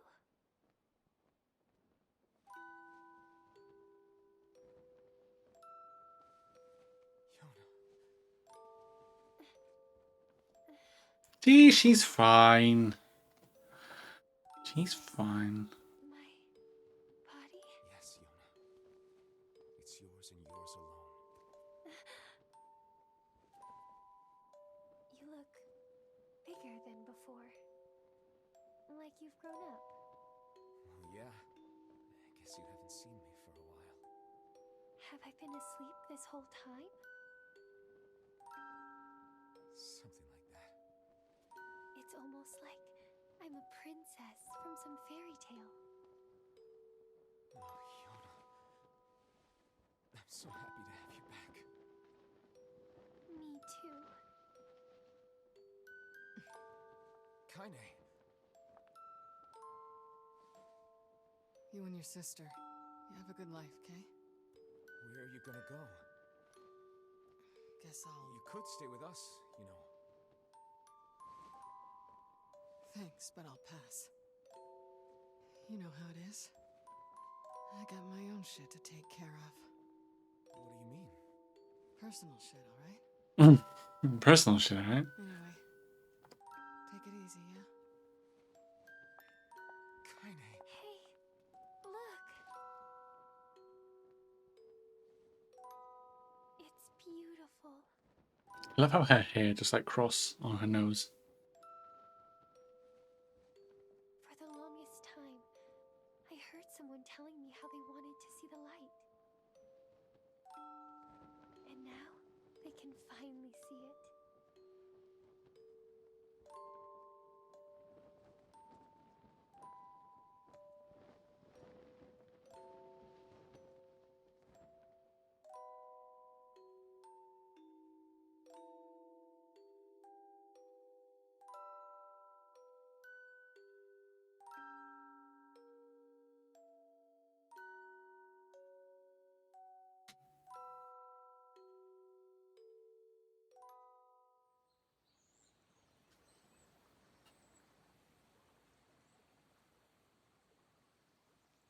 Ah, back at the village.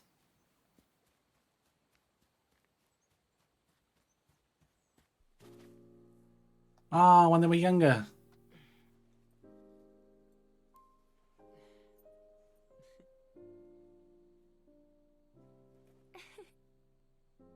Thank you. I love it.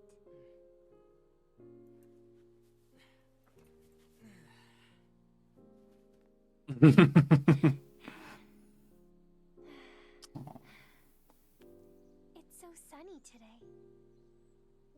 Yeah, it sure is.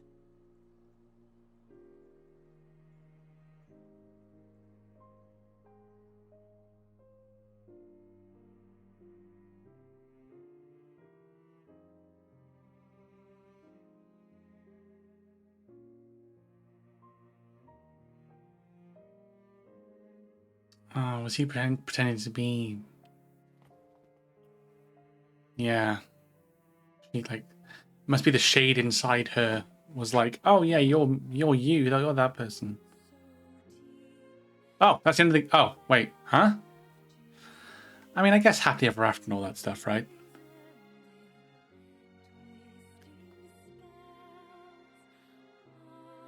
That was very abrupt. That was very abrupt. But we did it. The neighborhood kid didn't use snow for their snowman. They used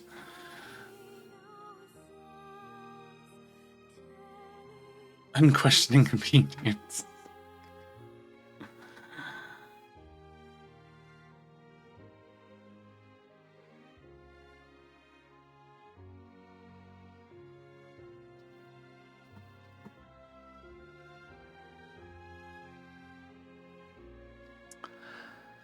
But yeah, that's Nier Replicant finished.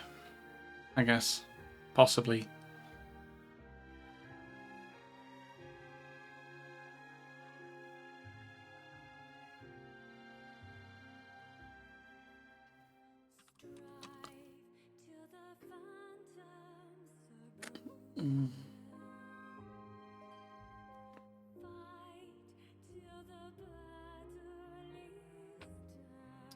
So if I add that, whoosh.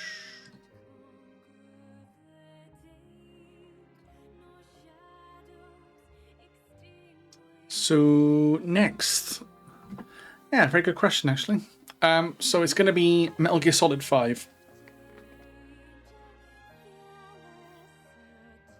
Version 122474840. Yeah, possibly. Maybe. I'll have to update the game.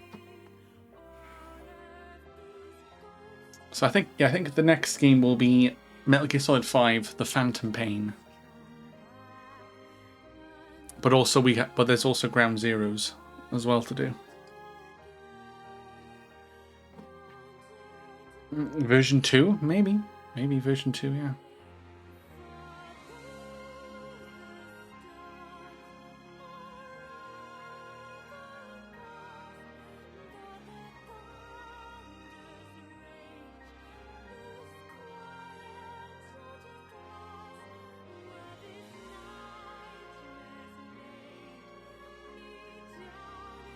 Really, you want to do 5?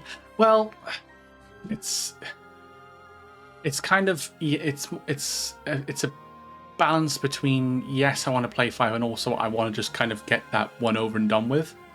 So I'm done. So I'm up to date. I've done all the Metal Gear Solid games, all the main ones anyway. And then in terms of like Kojima, that sort of style game, it would be Death Stranding. Yeah, I think I want to. It's been on the cards for a while. It's been a year or two, I think, since I did 4. So, yeah, I think I do want to. I do want to kind of get the Metal Gear Solid series wrapped up. I think it's been long overdue. They put the disc pictures of the dice in Discord. Nice. Oh wow, yeah, that is funky.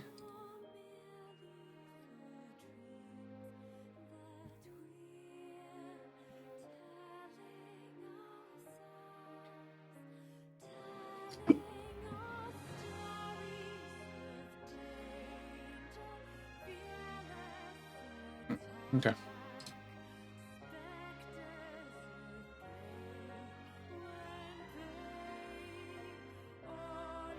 Yeah, I think the plan is, I think we'll do Metal Gear Solid 5 and just see where we are in terms of time, like day.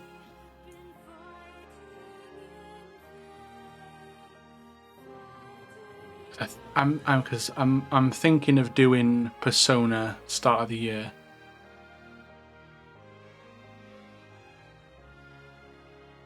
Kind of like how I did Witcher 3. I think it was this year or last year. I think I did Witcher 3. Start of the new year.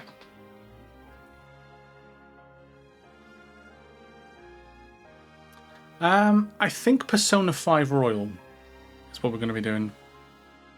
It's either that or Persona 3 Reload. I'm torn between 5 and 3.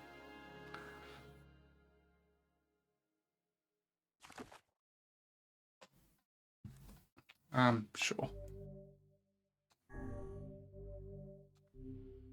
Oh, wait. It's got a little A on it. Oh, is it Route A I've done? Both are long games, yeah. Oh, Ending B. Load your clear data after completing the game to experience Kaine story.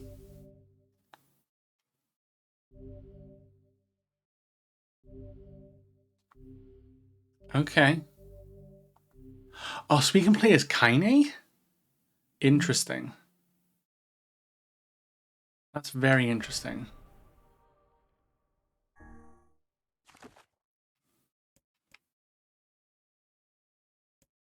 I mean, sure.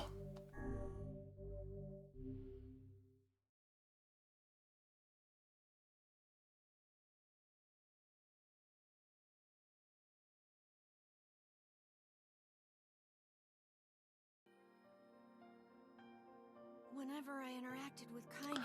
Oh, so it starts from here. Maybe my mind has been confusing her with my sister. Okay, interesting. Anyway.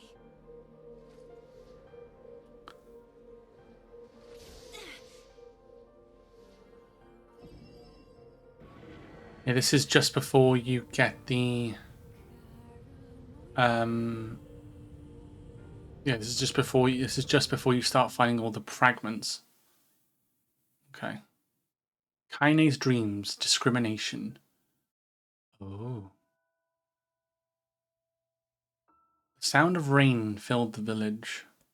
Steep cliffs that surrounded the area magnified sound, causing even the slightest drizzle to rattle like a thunderstorm. Thin wisps of smoke streamed from huts as the villagers puddled in their homes and waited out the rain. A single child, however, had braved the downpour and was now wandering slowly toward the wooden hawk-shaped weather vane at the center of town. The wanderer reached the vane, which had existed for as long as any could remember, and stared.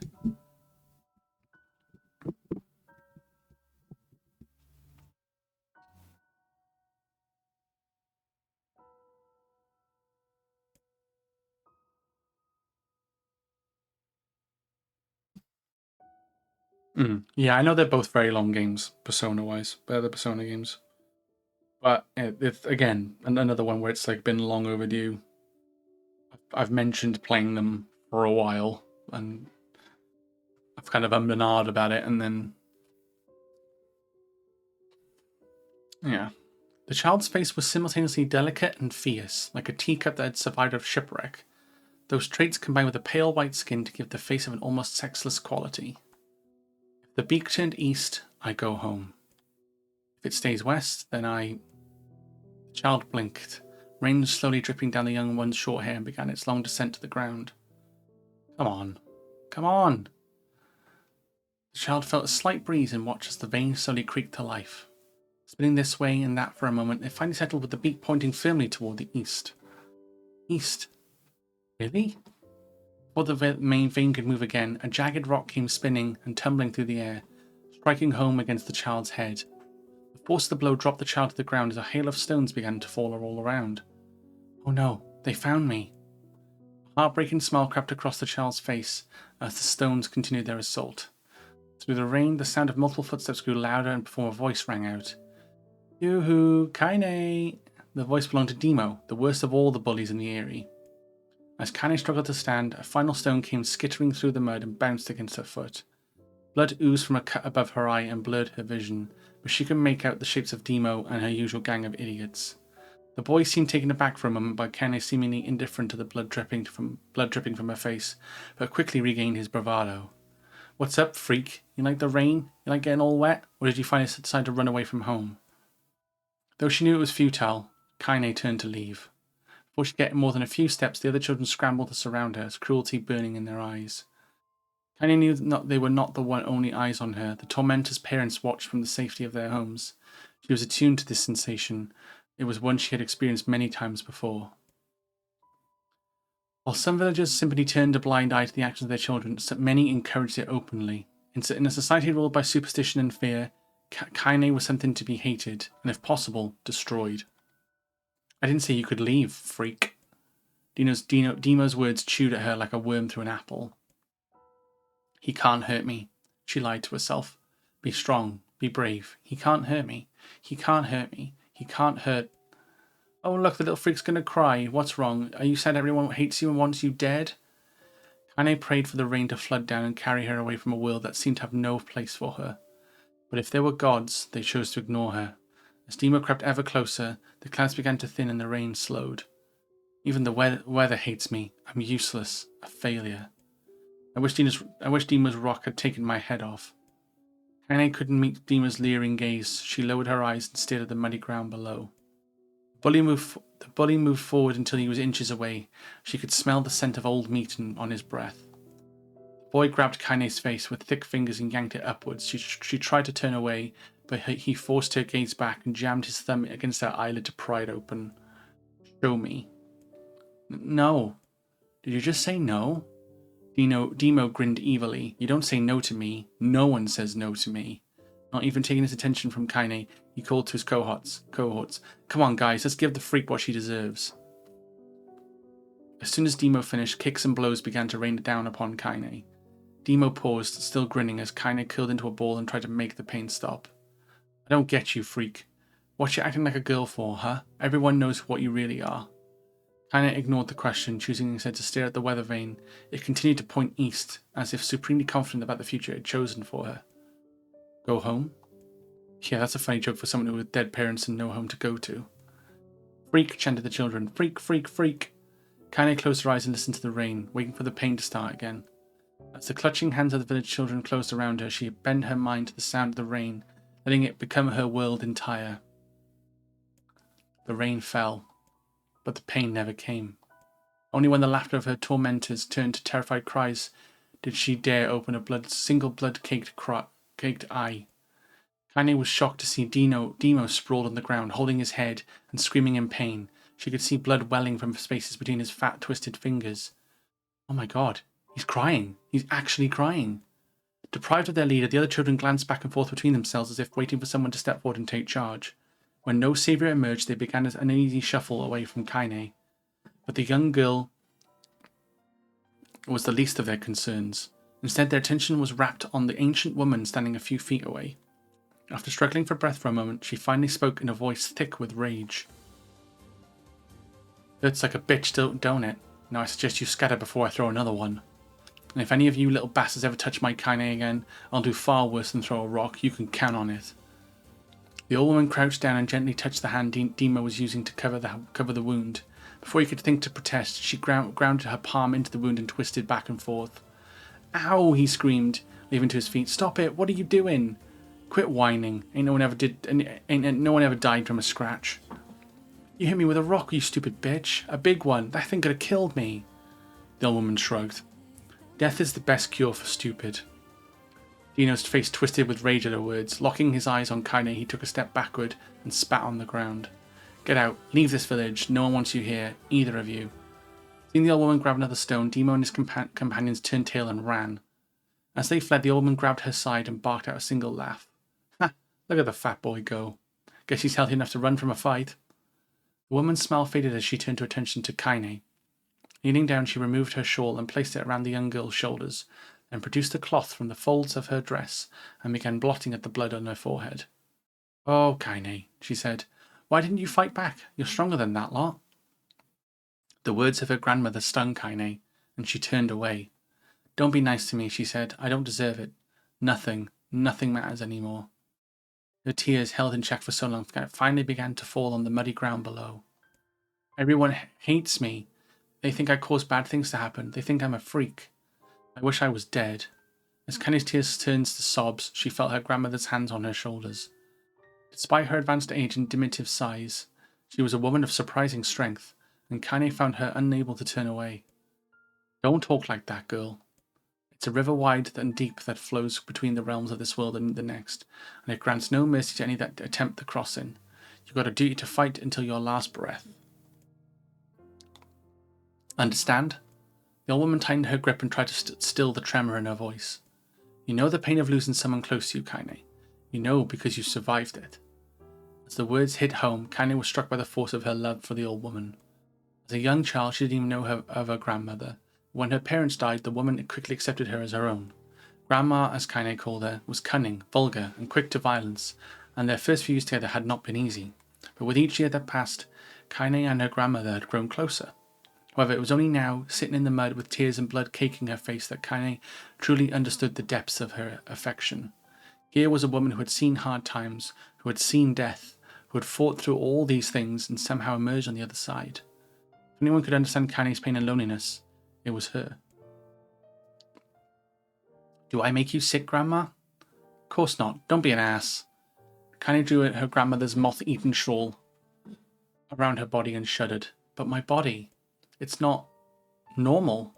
If I was normal, then Mom and Dad wouldn't—" "Hush," interrupted Grandma. "I'll not hear another word of this nonsense. You're my granddaughter and I love you, and if folks have a problem with that, they can just go to hell." With that, the old woman reached out and placed a wreath of dried flowers in Kaine's hair. The skill it took to bend the flowers without breaking the stems or losing a single petal was remarkable, and the beauty of it made Kaine want to cry all over again. "Oh my gosh, these are Luna tears! Grandma, you made this for me?" Luna tears were legendary flowers. Most people could live their entire lives without ever seeing one, and yet her grandmother had somehow collected a dozen or more. Kaine reached up and touched the wreath as if she couldn't believe it was real. "Where did you find these?"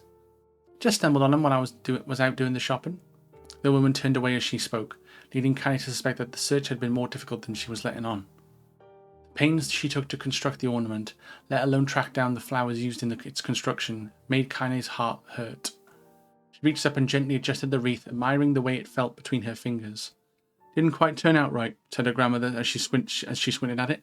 "These old hands have trouble with delicate work, but it sure looks good on a pretty girl like you." Kaine blushed and turned away.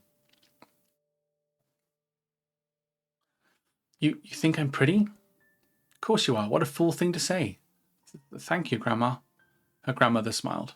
"We're going to be fine, you and me," she said. As long as we got each other, we'll be just fine." Kaine took her grandmother's hand in hers, and the two of them struggled to their feet. As they began the long walk home, Kaine gripped the hand with all her might, as if trying to stop smoke from drifting away on the wind. The rain had stopped. Kaine stood beneath the weather vane, watching it spin in lazy circles, no longer caring about the direction it faced when it stopped. "I don't need to escape. I have a home now. Grandma loves me, and that's enough, even if it's us against the world." Kaine let her gaze drift up past the vane and into the cloudy sky. The last faint hints of a rainbow were slowly fading. As she turned and headed home for home, the light scattered into a million particles and vanished, seemingly taken away on the breeze.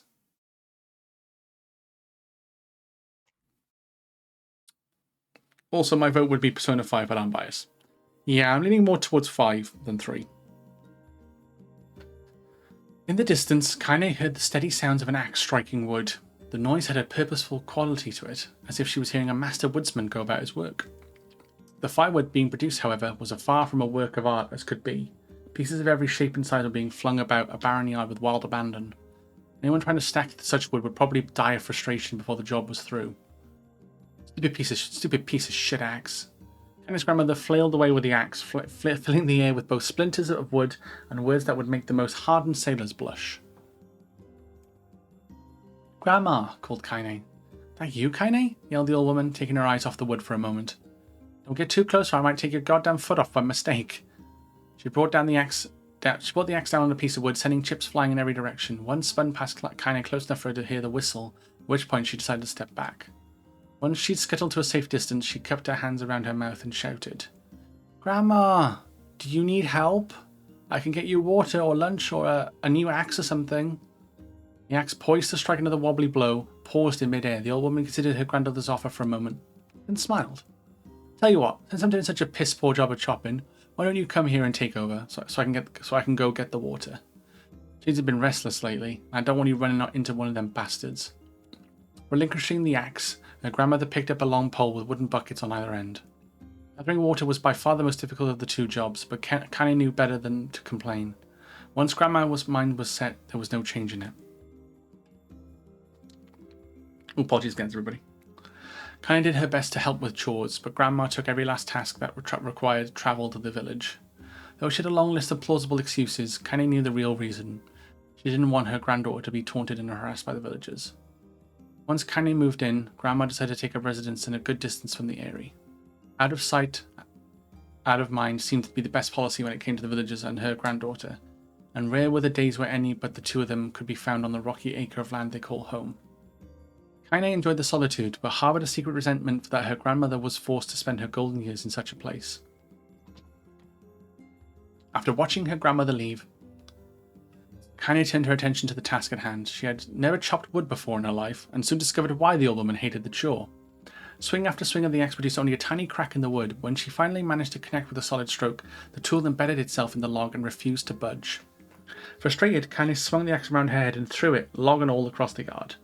Damn it, crap. She suddenly understood the joy her grandmother felt in a good curse. Here now, she picked up the axe and forced it from the wood and resumed chopping. She had a natural skill with a blade, but the task was challenging, and blisters soon began to form on her small pink hands. This is tough. My logs are all weird sizes. Spitting on her palms and ignoring the pain, Kaine redoubled her efforts. Just as she was developing a rhythm, Grandma returned from the village. Setting down her buckets with a small sigh, she took one look at the logs and coughed out a wheezy laugh. Pretty clumsy, girl. You better practice if you... Her grandmother suddenly collapsed to her knees, causing one of the buckets to wobble precariously. Eyes wide, Kaine dropped the axe and ran to her grandmother's side. Grandma! The woman shook her head and pointed a trembling finger at the bucket. Get the bucket. Can't let it spill. Kaine steadied the bucket with a foot as she knelt by her grandmother.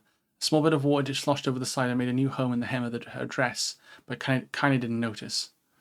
Grandma, what's happening? Crazed with panic, she grabbed her grandmother by the shoulders and shook. After a moment, the woman lifted her arms and batted Kaine away. Stop that, just stop, she cried, breathing heavily. It ain't like I'm dying. Just tired from the trip is all. Kaine desperately wanted to believe her, but one look at the old woman's shaking hands and worn face told her more than words ever could. Her grandmother had lived a long, hard life, and it seemed the bill was finally coming due. The time when her grandmother watched over Kaine was ending. Sooner than either of them had feared, the positions would be reversed. The next morning, Kaine came to the side of her grandmother's bed and took her wrinkled hand. Grandma, you're sick. You need medicine. I'm going to the village. The old woman shook her head and tried to rise, but Kaine gently pushed her down. It's all right, she said. I'll be fine. Her grandmother fixed her with a gaze that could melt steel. After what seemed an eternity, she finally lowered her eyes and sighed. Well, I don't like it, goddammit. But I guess I should quit being so stubborn and let you grow up. The old woman watched as Kaine strapped on her boots and made her way down the road to the village. Hours later, and as an unseen sun made its way across a dark, rainy sky, she was still watching. Kaine moved at a brisk pace, checking her pockets every few minutes to make sure the money her grandmother gave her was still there. Every noise caused her to spin on her heels, making sure she wasn't being stalked by a shade, or worse, Demo and his gang. But she encountered neither tormentors nor shades, and Kaine finally found herself at the entrance to the village. The few adults she could see glanced sideways at her, then muttered to each other behind raised hands before slinking away into the shadows. Her heart racing, Kaine took a series of rapid, shallow breaths and tried to calm herself. I have to prove myself. I have to help Grandma. I have to be strong. She chanted those words to herself over and over as she slowly made her way. Finally, her eyes settled on a rotund older woman who was angrily waving her arms in the air and telling anyone who would listen exactly what she thought of Kaine's presence. Hey lady, said Kaine with a bravado she did not feel. Where's the apothecary? The woman's flabby cheeks shook in bewildered anger. How dare this thing speak to me? They seemed to say, but Kaine saw that her eyes held a different emotion. Fear. Yeah, we're both scared, lady. Trust me on this one. Which way? Kaine repeated. The woman pointed a small building to her right before hitching up her dress and stumbling off in the other direction. Kaine cringed, expecting a stone to come flying from the assembled crowd, but none came. Her mind was filled with a strange sense of pride as she made her way to the apothecary. Apothecary? But the new emotion had little time to take root, for as soon as she opened the door, she noticed a familiar customer at the counter. It was Demo. He'd clearly been sent here on some kind of family errand, because his gang of followers was nowhere to be found. Oh my god! He spoke. What are you doing? What are you doing here, freak? The insult was delivered without force, and Kaine happily ignored it. Stretching on tiptoes to see over the counter, she asked the shopkeeper for the medication. Ha! Barked Demo. That old bitch finally keel over? Go to hell, Demo. The boy's eyes grew so wide they seemed ready to fall out of his head, but before he could let fly a comeback, or worse, a punch, the apothecary told them to knock it off before he kicked them out of the store. Demo slunk out of the shop, cursing Kaine under his breath. Once he was gone, she allowed herself to breathe once more, taking a brief tour of the shop while the owner prepared her medication. Countless tiny bottles filled the cramped store, each with a label written in some indecipherable language. The notion of aromas assaulted her nose, creating a scent that was exotic but not altogether unpleasant. Apothecary. Okay. Surely, in a world so vast, there would be a place that she could call home. On the far walls, behind the counter, rested a portrait of a stunning young girl. The picture had once contained bright, vibrant colours, but time had worked its cruel magic, and they were beginning to fade. The beauty of the work, however, remained undiminished. You like that picture? Kaine turned to find the apothecary with a small vial of medicine in his hand. His eyes were gentle but sad. They seemed to stare through her and into nothing as he spoke. That's my daughter. I sketched her when she was just a little girl. She's been dead a long time now. Kaine didn't know how to respond. She just stared at the portrait and tried to come up with the right words. Pictures are wonderful things, continued the shopkeeper. They let the ones closest to you live on forever. He shook his head slightly and looked down at Kaine and smiled, handing her the medicine. He reached into his sizable green apron and produced a handful of old wax crayons. You should have these. There's no one left I wish to draw. Kaine took an instinctive step back, causing the shopkeeper's face to darken. Yes, I've heard the rumours about you, he said. It's a small village, and word travels quickly. Between you and me, I'm not sure which of them to believe, but I also don't think they matter much. I know your grandmother, Callie, and I think the way she was driven out of this town is just deplorable. Grandma's name is Callie? Thought Kaine suddenly. She was still mulling this new fact over in her mind as she reached out and gently took the crayons from the apothecary's hands. Your grandmother's still an old friend of mine, he said as Kaine scooted away yet again, and I owe her much. I wager she would like it if you drew a picture of her. Yes, I think she would like that very much. Kaine murmured a quiet agreement, but inside her heart was bursting. Ever before her had a villager treated her with anything but complete contempt. It was a tiny, almost imperceptible step, but it was a step nonetheless, and with enough tiny steps she might one day discover the rest of the world. When Kaine returned home, she found her grandmother asleep in her bed. Her feet were blackened and raw, even bleeding a bit in places, leading Kaine to think that she had just been pacing around the room until exhaustion finally caught up with her. She placed the medicine by her grandmother's pillow and turned to leave, but found the old woman's hand clasped around her arm. Back already, are you? Asked her grandmother with a yawn. Come here, let me have a look at you. Grandma sat up and examined Kaine from head to toe. Finally satisfied that nothing terrible had befallen her grandchild, she leaned back and allowed herself to relax. Well, how was it? Those bastards give you any trouble? It was kind of fun, said Kaine with a small smile. No, seriously, it was. Fun, eh? Asked her grandmother in a voice which implied she believed anything but. So anytime you need me to run an errand, just let me know. As she spoke, Kaine removed the crayons from her pocket, and after a brief explanation of their source, she informed her grandmother that she was going to sketch her a portrait. A portrait of me? Ridiculous. No one wants to stare at a wrinkled old crone. But Grandma, it'll make you live forever. Poor shit, said her grandmother, throwing back the sheet from her bed. Living forever would just piss me off. Now put those crayons away and help with dinner. But Kaine would not relent, and in the end, Grandma found herself leaning against the wall of their house, as if posing for a master artist. Kaine took up the crayons, eyed her subject carefully, and set to work. Just as her grandmother was about to nod off, Kaine finished the piece. After staring at it for a bit, she released it from her grip and let it slowly drift to the floor. It's terrible. It doesn't look like you at all. I'm sorry, Grandma. I thought these crayons would, make drawing easy or something. The old woman's eyes narrowed at her granddaughter's disappointment. Let me be the judge of that, she said, ignoring the pain in her back and reaching for the paper. The sketch could have been a person's face. It could also have been a boulder, a lump of clay, or an incredibly misshapen loaf of bread, all rendered in a chaotic array of colours. The old woman stared at the picture for a long time, then slowly wheezed out a laugh. Oh, Kaine, she said between laughter, you truly are my blood. You're as clumsy as me, and I love it. But, hush, I won't hear any more bull about how ugly you think it is. It came from the heart, and I'll treasure it always. True to her word, the old woman gave the picture a place of honour above the kitchen table. In the days that followed, Kaine would often catch her staring at the portrait with a strange smile on her face, an action she interpreted as silent, mocking laughter. A week later, Kaine could stand it no more, and she asked her grandmother to take the artwork down. Posh, said the old woman. I'll take this down when they roll me in my shroud.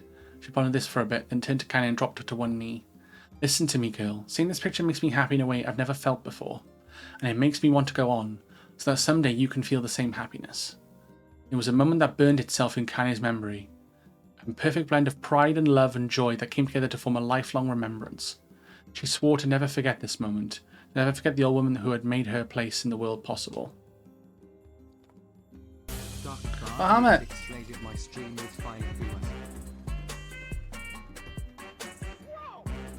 Well, hello.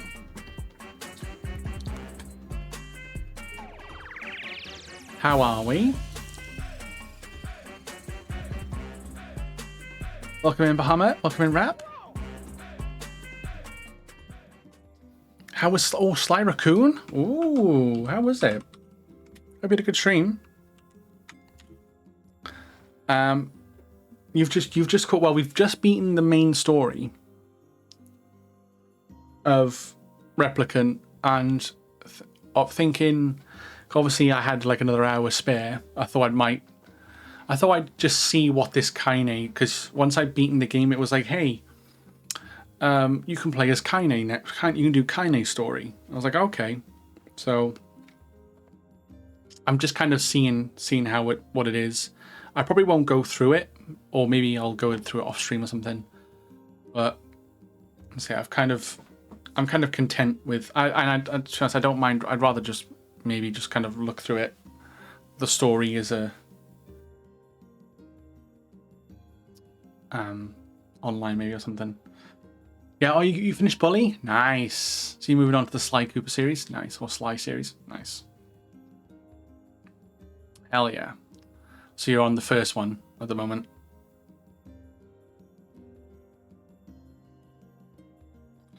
Kaine's stories is good to be honest. Is it really? Okay. We've had a lot of talking so far.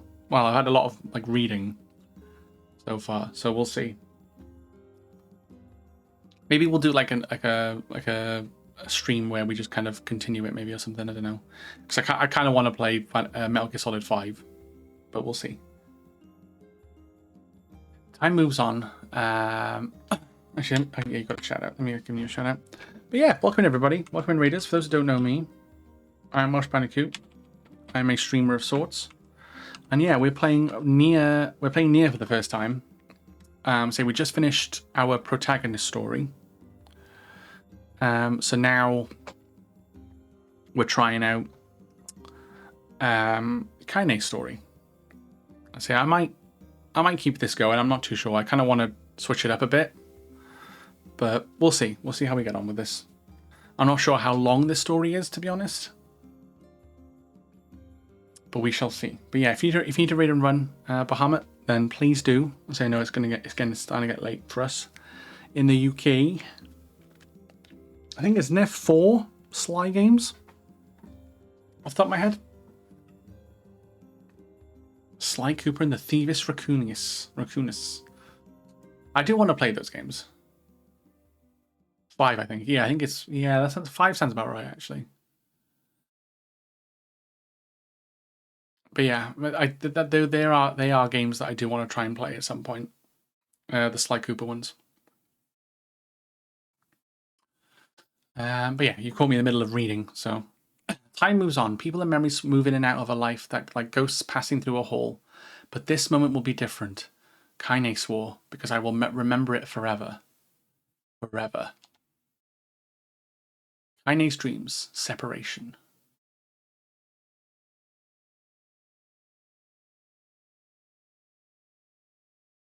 Oof. Kaine listened to the sound of crackling firewood and stared at the black object on her plate. She'd been pushing it around the wooden disc for a good 10 minutes, ignoring the bemused stare of her grandmother. Finally, she summoned her courage and gave the object a brief sniff. A sharp, bitter scent flew up her nostrils and made its home there, causing her face to twist with disgust. I don't play platformers because I suck, but I enjoyed Sly. That's cool. I grew up on like Crash Bandicoot and Spyro and stuff like that, so from what I've seen of it, it does look quite fun. It's like a platformer, but obviously with a bit more stealth mechanics in it. So it'd be interesting to see how it plays and how I get on with it. And it is made by the people that do the Ghost games, Sucker Punch. So that was another reason why I kind of want to play them as well. Crash can be devilish. Oh yes, Crash is like, I love the games, but they can be punishing. Especially probably the first game is probably the most notorious for it. Just how difficult like it can be. So, Grandma, I can't believe you want me to eat a bug. The old woman threw some more wood under the cooking pot and snorted. It's no bug, you fool. It's a berry. Why the hell would I be feeding you bugs? Well, yeah, it sure looks like a bug, said Kaine. I think it's burnt or something because it smells terrible. With that, Kaine held her nose and threw the berry in her mouth, chewing as little as possible. Oh yeah, that's terrible, all right. Why, you little brat, laughed the old woman. Look at the sass on you. You've been spending too much time with me, and that's a fact. 5 years had passed since the moment when Kaine's grandmother saved her from the bullies. As is often the way with two stubborn people, their relationship had grown in fits and starts, but moved forward all the same. Meals that used to be somber affairs were now filled with laughter and hurled abuse in equal measure. Kaine could not remember a time when she had been happier. As the years went by, Kaine started to shoulder more and more of the daily responsibilities. Her grandmother's legs grew weaker by the day, and she could no longer do many of the chores she used to take for granted. And so this morning, Kaine found Kaine lacing up her work boots with a breakfast of burnt berry rolling through her belly. Where are you going today? Asked Grandma suddenly. Kaine looked up surprised. The old woman rarely asked for specifics anymore. Well, I was going to check out the kelma trees and see if they were ripe. I thought we could make some jam or something. Oh, I'm going to pick up some flagstones, so I need to take the wheelbarrow. Well, flagstones? What in the hell for? Kaine stared at her grandmother, then held out an arm and swept it round their home. Constructed mostly of cloth, rope, and rubble, the old place sagged like a boxer in the final round. Grandma, a dying cat could chew through this house. I'm going to build a stone wall so we can have some protection. The old woman laughed, exposing her toothless grin to the world. God damn, girl, if a bunch of thieves want to ransack this old place, let them come. We got nothing worth stealing anyway. I'm not worried about thieves, I'm worried about shades. People saw one on the west of the village yesterday. The old woman tilted her head and stared at her granddaughter. Well, shoot, I don't know why you have to do it today. We can worry about it some other... Grandma, no. If I don't go to the kelma trees, we won't eat tonight. You know that. A confused expression passed across the old woman's face, and for a moment she was a small child lost at a carnival. Yes, she said after a bit. Yes, of course, you're right. I'm sorry, Kaine. Lately it seems my mind is... She didn't finish the thought. Instead walking over to her nightstand and gently taking the wreath of lunatiers from the drawer, the flower's petals had aged to a brilliant whiteness, and Kaine thought it was more beautiful now than the day she first received it. You're going to be a true woman soon, Grandma said as she placed the flowers in the girl's hair. So that means less chatter about shades and building defense walls and more talk about how beautiful you've become. Annoyed, Kanye reached up to remove the garland, but the look on her grandmother's face stopped her hand. You're a beautiful thing, said the old woman, and there ain't another like you in all the world. I'm very proud of you. Okay, Grandma, that's enough goddamn compliments for one day. Such a mouth on you. Where did that come from? Gee, I wonder. I'll teach you to sass me, girl, yelled Grandma. Suddenly, she lurched forward and grabbed Kanye by the ears, pulling her around the room with a crazed grin on her face. Grandma, yelled Kanye in a quaking voice. Grandma, stop it. What the hell? The woman stared at her and blinked, then suddenly held her wrinkled hands out as if it was the first time she'd ever seen them. Oh, I don't know what happened there. I'm sorry, girl. Sometimes my mind just... Kanye thought the look of her on her grandma's face was the most heartbreaking thing she'd ever seen. Listen, she began. Maybe I should stay home or should stay home after all. No, I won't have you stay here to keep an eye on an old codger like me. You go get your fruit and your wool and whatnot. I'll be fine. When you come back, I'll have a nice grasshopper dinner waiting for you. Kanye rolled her eyes, then kissed her grandmother on the forehead, and made ready to depart, trying desperately to ignore the worry that was gnawing at the walls of her heart. Kanye could feel the old woman's eyes watching her as she moved down the path. Don't turn around, she told herself, but in the end the temptation was too great. She spun on her heel for one final look and saw a small, bent woman standing in front of a ramshackle hut with a sad expression on her face. God, she looked so old now, that the wind could reach down and just carry her away. Kanye worried about her grandmother all day, causing her work to suffer. What little fruit she could collect was tossed carelessly into the wheelbarrow, and she only found a couple of stones before losing interest in the project. Finally, as dusk approached, she decided to call it a day. Cursing herself for the lack of focus, Kanye pushed the nearly empty wheelbarrow back down the path.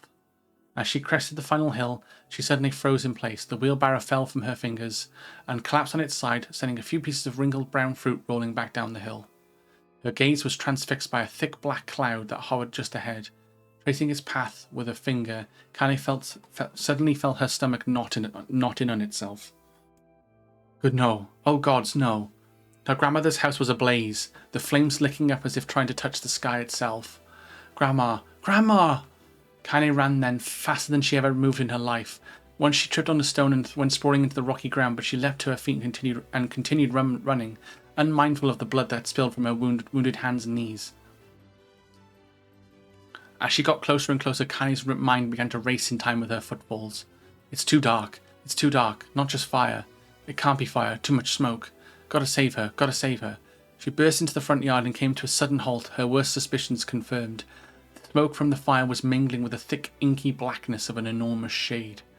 The massive creature supported itself on 3 twisted feet, and achieved balance through means of a large and armoured tail. Scales, horns, and claws sprouted from its body in a random, chaotic pattern, giving it the appearance of a lizard designed by some insane god.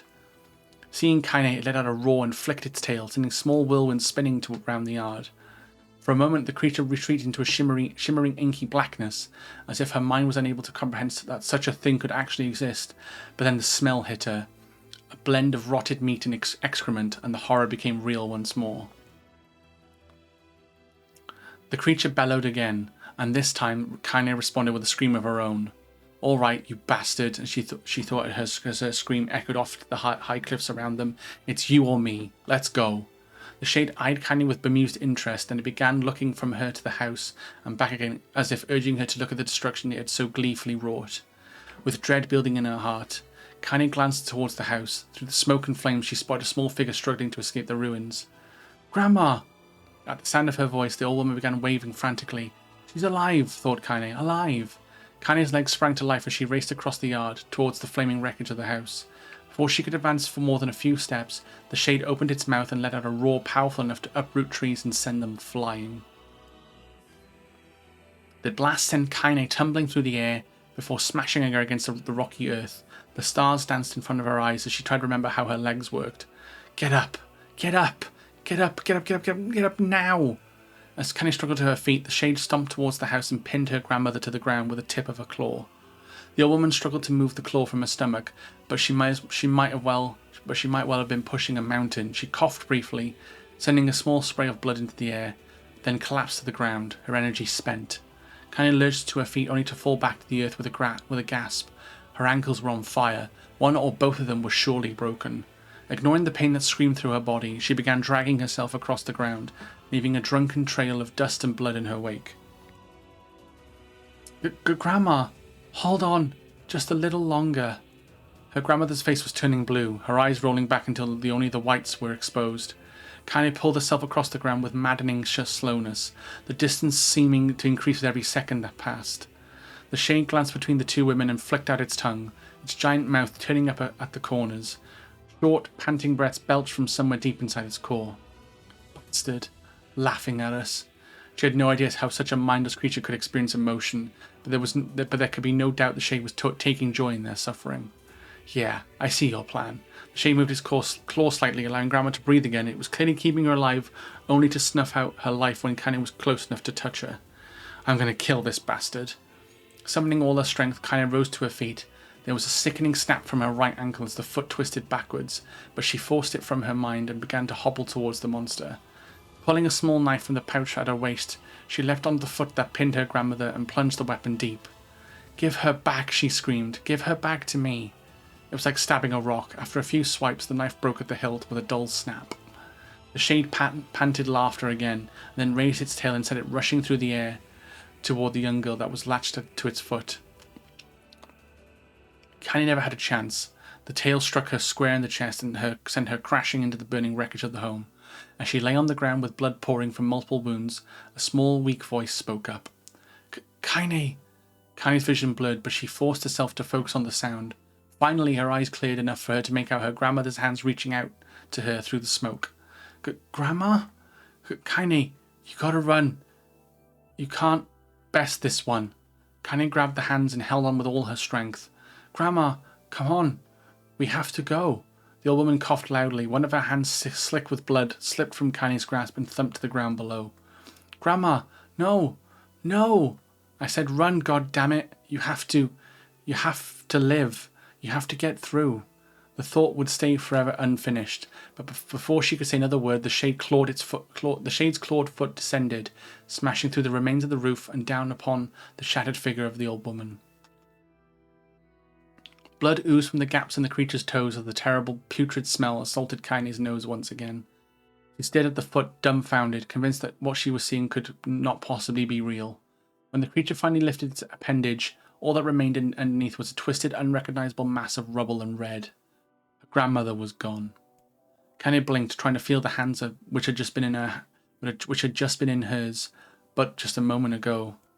For a fleeting instant, she could remember the warmth of that embrace, the trembling of the fingers, but then the sensation drifted away on the breeze, and it was gone. Memories flashed through Kaine's mind, one after the other, faster and faster, until they became a meaningless jangle of noise. Kaine screamed, then a thunderous sound that echoed off the cliffs and seemed to roll away forever. The Shade eased forward, black ichor pouring from its mouth and dissolving into smoke on the ground below. The earth shook with every step as it crept towards its prey. Kaine's body slowly rose as if controlled by a mad puppet master. Her arms and legs were bent at impossible angles, and her head lolled dangerously to the side, yet somehow she managed to stand. Staring at the Shade, her eyes began to glow with a deep red fire. The creature, so confident just moments before, took a slow, hesitant step backward, trying to discern if this broken human could possibly pose a threat. Kaine seized the moment, laughing like a madwoman. She leapt into the air and plunged the shattered hilt of her knife deep into the leg of the Shade. The Shade shook Kaine off like a fly, sending her crashing to the earth once again. Her chest rose and fell slowly, as if a great weight was resting on it. Moist sounds of pain echoed through her mind. Something warm and thick oozed from her ears. Is that blood? I think it is. I think I'm bleeding to death. No, can't die. Grandma told me to live. Deep inside Kaine's mind, something finally broke. The sound, the pain, the smoke and flames, all of it faded away until all that remained was a single incantation repeated over and over again. Kill it. Kill it. Kill it. Kill it, kill it, kill it, kill it, kill it, kill it. Kill it, kill it, kill it. Kill it now. As the spark that was kindness slowly began to flicker and die, she felt her desire to kill and her desire to live blend into one. The distance between heartbeats grew longer and longer and longer. Whoa. And she's back.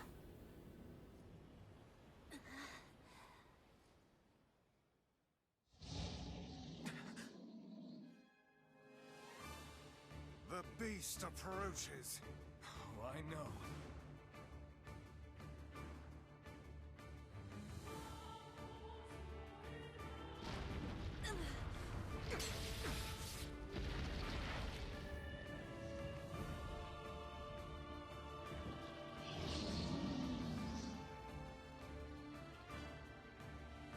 Oh, okay, we're fighting as a... It's Act 2 all over again.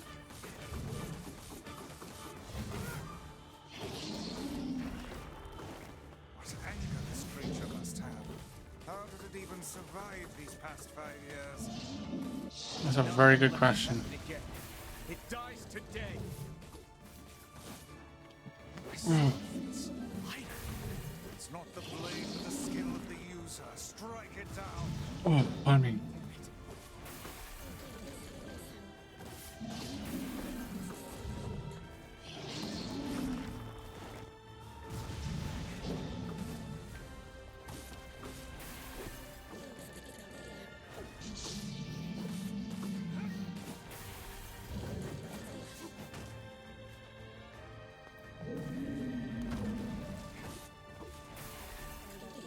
Alright.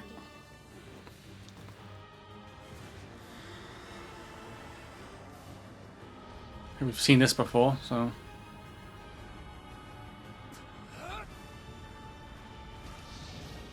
And then squeeze. Pop.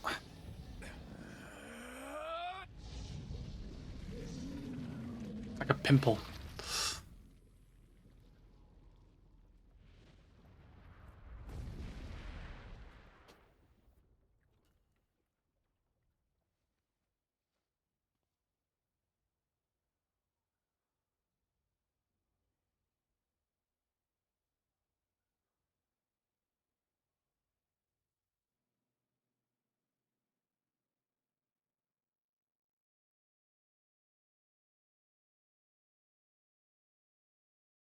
Gently, weakly, softly. Shade, sure that its tormentor was dead, turned and stomped off toward the horizon, stopping along the way to bellow one final roar. Couldn't kill it. Shamed beyond imagining, Canny tried to turn her head to the side, but only succeeding in coughing up a huge gout of blood. It was getting difficult to see, and only after a moment of fierce concentration did she realize that her left eye was gone. Laughing to herself, she turned her remaining eye to the ruins of her home and noticed a ragged stump of an arm resting a few feet away. Yeah, that's mine, she thought with a mad giggle. This is gonna make clapping a real bitch. Ha! Ha! Cried a sudden voice from the depths of her mind. Finally gonna die, are you? Well, you had it coming. Go to hell, Demo, she thought of the unseen assailant. Go to hell before I pluck you out your eyes and feed them to a dog. The voice of her childhood terror evaporated into smoke, only to be replaced by another, more recent voice. Hold still, said the apothecary, materializing from the ruins just like a ghost. I want to draw you. That way you can live forever. No, stop. Don't want to live forever. I want to die right here. I see, he said quietly. Well, if that's what you want. The spectral shopkeeper fluttered in and out of existence for a moment, then produced a piece of paper and sketched quickly. After a few seconds, he turned the page to Kaine and smiled. Since you rejected my offer, I decided to draw someone else. It was a picture of her grandmother, real as life. Kaine opened her mouth to thank the man, but stopped as the picture began to blacken in the middle. Before she could say anything, dozens of multi-legged insects began to swarm across the image, tearing at it with sharpened pincers. No, stop, don't hurt that picture. Kaine reached out with her remaining arm and waved futilely at the air. To her surprise, the insects fell off the picture into the ground below, where they vanished into tiny black tendrils of smoke.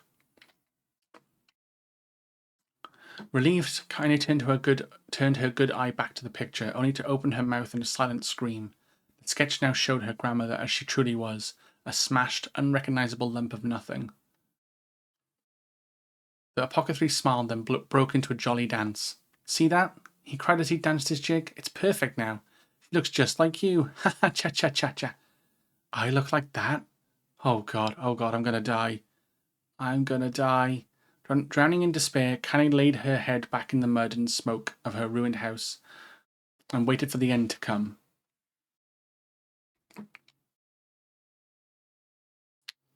But just before she let everything go, an unfamiliar voice began whispering in her ear. Ain't you got a wish? Ain't you got a wish, sunshine? The voice was vulgar and fierce at the same time, as if insanity had somehow found a way to take form. Kaine wanted to scream at the voice crawled under her skin, but her lungs refused to work. You know, a wish, like a prayer or something? Why don't you get on your knees and start praying to heaven? Please, invisible man in the sky, save me, save me. Ha ha ha ha ha ha ha. Kaine finally resorted to shouting at the voice with her mind. I don't make wishes, they don't come true for me. I'm a curse, a freak. I should be left to die. The other voice boomed in her ears. Wah ha ha ha ha, oh God, you are the best. Kaine glanced down and saw a black shiny substance oozing from her legs. She tried to brush it away, but her remaining arm would no longer respond. The substance slowly crept around her feet, then began moving up towards the rest of her body. Is this death? Is this what it's like? Or is it my mind just losing itself? She could feel the slime oozing upward, feel the hot, searing pain it left in its wake. Whatever else might be happening, she was still alive, and this was real. Come on, said the voice. Let it go. Kaine tried to ignore the voice and concentrate on the pain, but the newcomer would have none of it. Don't ignore me, sunshine. You're ready to give up, ready to die, so why not let me have it? Have what? Your body. Come on, give it to me. Give it to me. I want to stand on the ground, feel the rain, taste the wind. The voice paused, as if licking its lips. When it resumed, it was filled with mad, unabated joy. And I want to take your hands and use them to choke the goddamn life out of people. I want to tear out their throats and bathe in the blood, just like before. In response, Kaine shifted her head and vomited. The warmth of it crept down her front and mingled with the pain of the encroaching black ooze. Are you a shade? Yeah, maybe. What of it? The slime reached her face, crept up past her nose, and slowly oozed into the socket of her missing eye. The moment it touched her brain, the Kaine was struck by the most powerful sensation she'd ever felt in her life. It was ecstasy. She wanted to scream with delight, but all she could manage was a small whimpered moan. Feels good, don't it? Asked the voice with a chuckle. Yeah, what can I say? I know how to please the ladies. Now give me that body. Come on, give me the body and I'll give you more of this feeling. It's a fair trade. A black lump began to protrude from Kaine's side. As she watched, it grew longer and thicker, eventually taking the form of her missing arm. I can see better, she thought. My eye must be growing back too. The slime reached up to envelop the rest of her face, but she managed to brush it away. Stop, she whispered, marveling how she had regained her voice. Stop. The black ooze hesitated, as if considering this request, then quickly shimmered down her body before disappearing in a cloud of smoke. What the hell, sunshine? Screamed the voice. We had a deal. I thought you wanted to die. But Grandma said, can't die yet. A brief image of her grandmother, bloodied and broken, flashed before her eyes. She saw the shade that had killed her and heard its mocking laughter, then closed her eyes and forced the image from her mind. Her whole body was quaking with rage. When she opened her eyes again, they burned bright red. That thing took my grandmother. I have to kill it before I die. Kaine glanced down and saw a mysterious pattern, the pattern of the shades, burn itself into her left arm. Well, I'll be damned, said the voice cheerfully. Look at that, sunshine. I think you and me are going to be good friends now. Kaine stared intently at her arm. The more emotional she felt, the more the letter seemed ready to puncture her skin and begin infecting the rest of her body. The arm clearly had a will of its own now.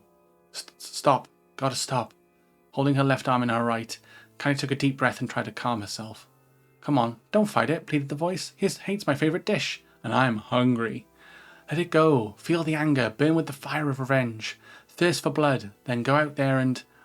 Shut up and get the hell out of my body. Your body? Oh, that's rich, sunshine. Real rich. Look, why don't you just up and die so I can have this body all to myself? What do you say? I bet those buddies of yours in the area would love to see you dead. Kaine grabbed a nearby shard of glass and tried to saw off the shade-infected portion of her side. Before she could, her darkened left arm grabbed her right wrist, crushing it. Kaine screamed and dropped the shard as the sound of bone crunching on bone filled the air. "Ha, stupid idiot girl, you're possessed now, Sunshine, and there ain't no going back." The voice laughed again, a loud, long wail that seemed to go on without end. "Possessed?" whispered Kaine. "Yeah, possessed. You and me. We got what you might call a timeshare agreement. Remember how folks used to think you were a freak? Well, wait till they'll get a load of you now." Kaine looked up, tears in her eyes. The sky seemed smaller somehow, darker. Is this because of that shade? Is this how they see the world? "So, listen," purred the voice. "I know this whole possession thing seems a bit sudden, but it ain't that all bad. There's plenty in it for you too. I'm a very powerful creature, Sunshine, and now that power belongs to you. You got enemies, people you want to kill? I can make it happen. That fat little kid who kept picking on you, that big old shade that squashed your granny, we'll wrap them up in their own arseholes. No more abuse for you, Sunshine. No more pain." "Well, wait," said Kaine. "You're a shade. Why would you help me kill another shade? What, you think I'm some kind of racist? Some killing snob? I don't give a good damn who you murder, honey pants. I just want to drink from the well." Kaine considered this as she struggled to her feet, the power of the shade coursing through her. The smoke from her house was drifting away with the wind, and she enjoyed the way the cool evening breeze felt on her new left arm. After a long pause, the voice spoke up again. "So, how about it? You and me? We could have some good times together. Look, I'll even take care of that bloody part if you don't want." "Fuck off, arsehole," muttered Kaine. "I'll handle the killing." "Ha, screamed the voice. "Look at you go. Oh, Sunshine, we're going to have so much fun. And listen, my name's Tyran, and if you ever need me, I'll just be hanging out in this piece of meat you call a heart. Now get to it. The more you kill, the more your heart turns rotten and sour, and I like rotten and sour." Kaine found herself nodding at the voice. "Yeah," she said. "Yeah, I think this can work. I'm going to find that shade, and I'm going to strangle it with its own guts. When I'm done, I'm going to do the same to you, Tyran. Count on it." "Ah," laughed Tyran. "I've shit bigger than you, so good luck with that. Oh, and hey, one more thing. Right now, you and me are sharing this body, but if you ever run out of hate, if you ever, go soft, then I'm going to take over everything. So keep on killing, Sunshine, and watch your back." The voice grew fainter and gradually faded away, fading to somewhere deep inside Kaine herself. Kaine waited until she was sure the voice was gone, then waved her new left arm around a few times. "It feels perfectly normal," she thought. "It feels like mine." Desperately, she began poking and prodding at the new limb, determined to find something wrong with it. She didn't want it to feel normal. That would mean the creature deep inside her has already won. "I am not a shade. I am Kaine." Repeating this mantra in her mind, she slowly began digging through the rubble of her house, being careful to ignore a certain red-stained spot in the corner. Finally, after what seemed like an eternity of heartbreaking work, she found what she was looking for. It was the wreath of lunar tears. Though it had been through hell and back, the garland's petals were as bright as ever. Kaine started to place it in her hair, then slowly lowered the wreath and stared at it. I'm sorry, Grandma. I'm so sorry. But I don't deserve to wear this anymore. I'm possessed, corrupted, a freak. And this time, I don't think there's any going back." Holding the flowers to her heart, Kaine fell to the ground and sobbed. As night gradually lightened to dawn and the people of the area arose to their daily lives, she remained in that position, as if tears could somehow wash away the horror that now infected her world. Alive. Stay alive. Stay alive. Grandma. Kaine, you gotta live. You gotta come back to us. Aw, Emil.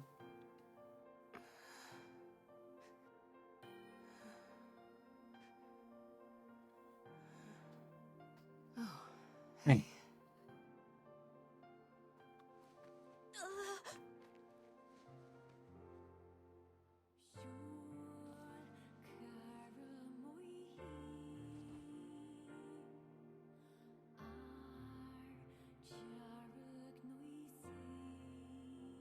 It was you. Emil, you were the one calling me, weren't you? You still recognize me? Of course. I knew you right away. Thank you, Kaine. Welcome back, Kaine. You grew up. So, how long has it been? 5 years.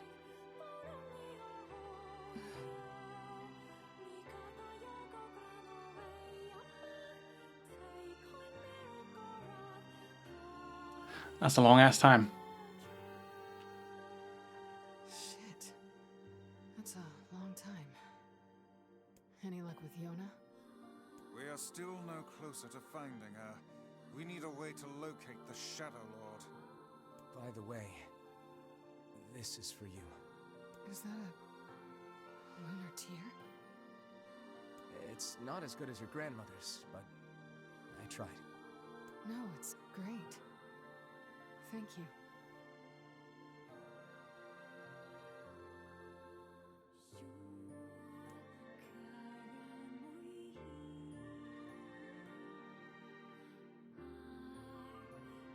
Kaine waking from her long petrified sleep. Emil's unflagging kindness. Our reunion was a happy one, and we let it wash over us like rain. That is, until Devila and Popola had to go and ruin it all. In more ways than one. I mean, that was, and in hindsight, that was foreshadowing. Are you kidding me? You can't be serious. Please try to understand. People are tired and scared, and I'm sorry. I'm sorry you have to bear the brunt of that. This is crap, and you know it. It's okay. We can sleep outside. No one's sleeping outside. You and Kaine saved this village, and now they want to run you out? People are afraid of us. And really, I understand. I mean, look at me. As long as you're still with us, I can deal with it. Right, Kaine? I'm used to sleeping outside. But We'll see you later. Sorry about this. We've had this before. What is the matter? Kaine always sleeps outside. I never thought about that until just now. It never even occurred to me. Damn it. We should turn in.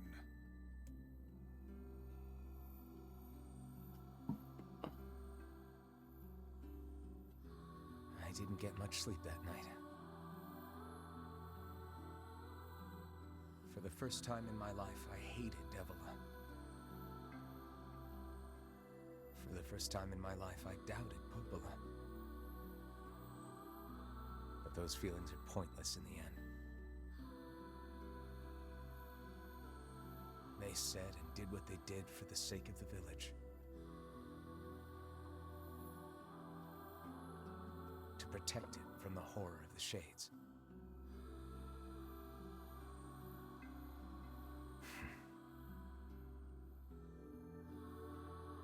Really, how can I blame Devila and Popola?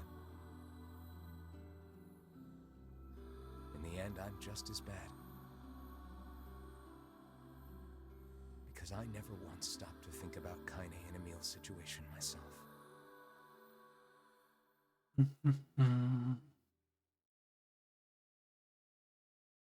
So are we gonna? I'm guessing if it's Kaine's story, we're gonna play as Kaine.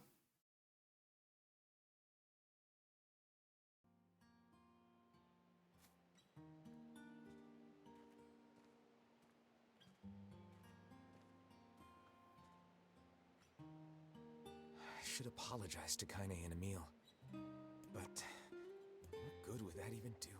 I got a fire going, Kaine. Wait, is that... Campfires I'm so happy to get to talk to you again, Kaine. Oh. Yeah, me too.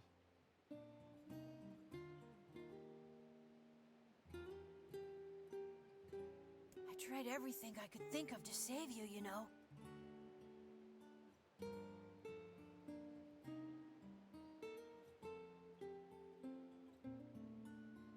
I polished you with a special cloth. I poured warm water over you. Wait, you poured water on me? Yeah, but it didn't really do much except make you all shiny. Hey, Emil. Thanks for saving me. I guess you noticed how I look different now. I'm sorry, Emil. I'm sorry for all of it. Well, I mean, this new form isn't all bad, you know? At least I can look at you when we talk, right? Hey, so why don't you tell me something about yourself? I'm not very interesting. Sorry. Mm. Come on, I just want to know you better. Please? Fine. This all happened when I was a kid, before the whole shade possession thing.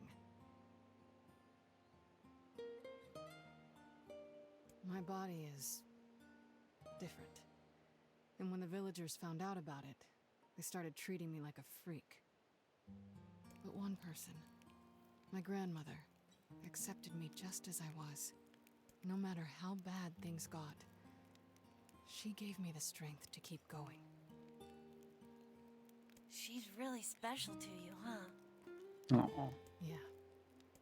Oh, hey! That gives me an idea. Hmm. Since we cured your petrification, we should start looking for a way to cure your possession in my body. I know we can do it if we all work together. Heck, it'll probably be super easy. Let me guess. More warm water? Okay, can we just forget I told you about that? No.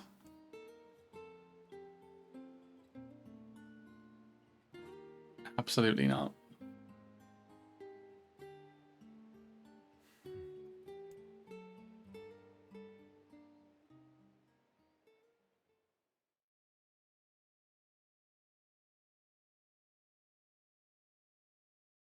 They do.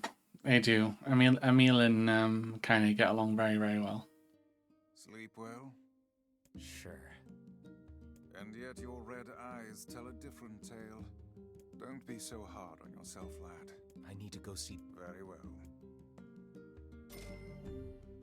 Money, money, money. What might that? It's Mom's. I have not heard you speak much about your mother. Oh, it's the She diary. got the black scrawl and died when I was little. Yeah. My apologies for bringing it up. It's all right. I can barely remember her face anymore. This is the only thing I have left of her. Reading it helps remind me of when we were still a family. I see. You still got the But book? the final entries get a little strange. In what way? Well, here, take a look.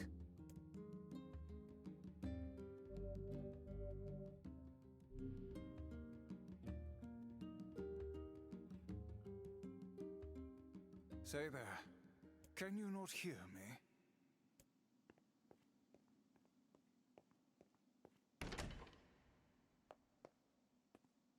Why are you standing about like a slack-jawed ninny? Sorry. Felt like I was dreaming or something. Sleeping on one's feet is quite the talent indeed. Come now, there's the door. Right. Let's go.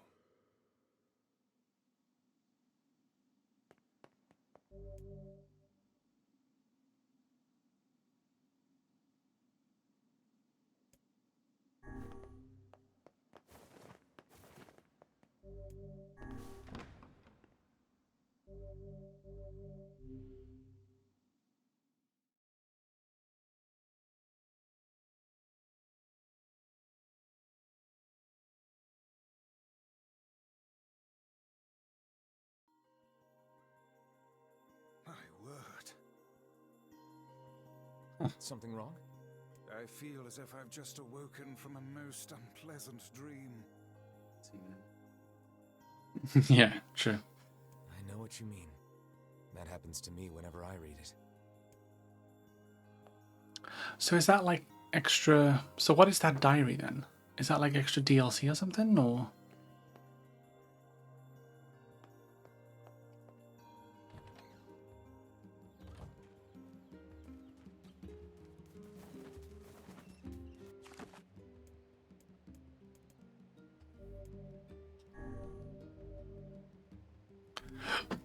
Oof, follow me. I think we'll call it there. for tonight.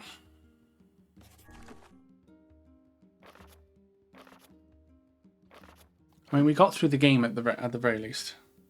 No idea. I don't remember it from the original. Okay.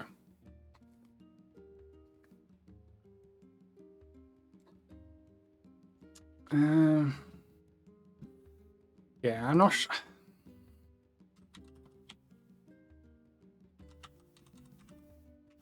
Let me check something.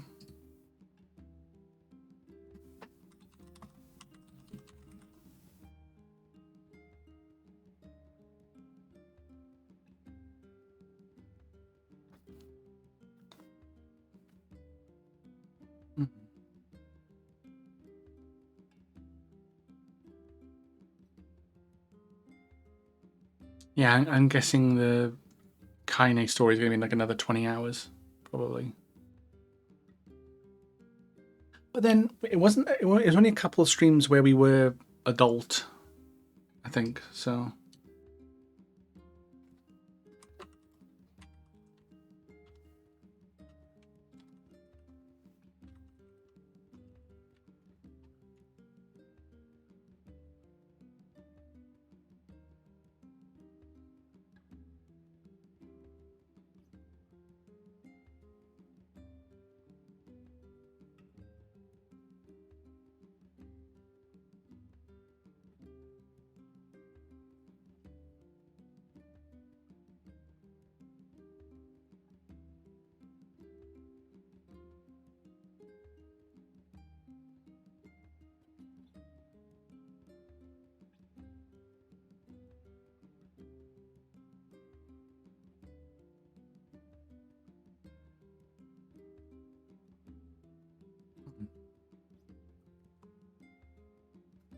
Yeah, so there's 5 endings apparently. Or you have to go through it 5 times to get the true ending. So probably won't do that, but hey, you need the first ending.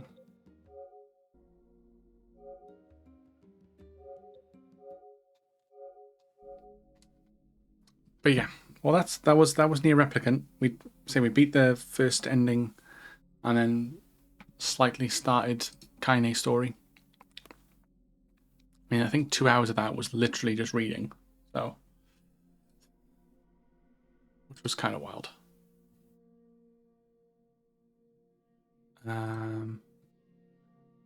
Let's see who's online, shall we? Is there someone we can raid? Probably, maybe, who knows?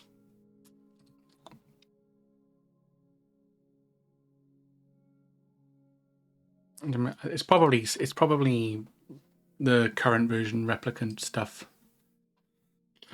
So.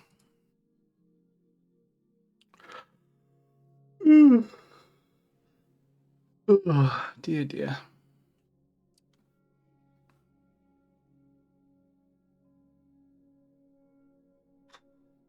I think I'm just gonna lie down after all that talking. My throat's dry.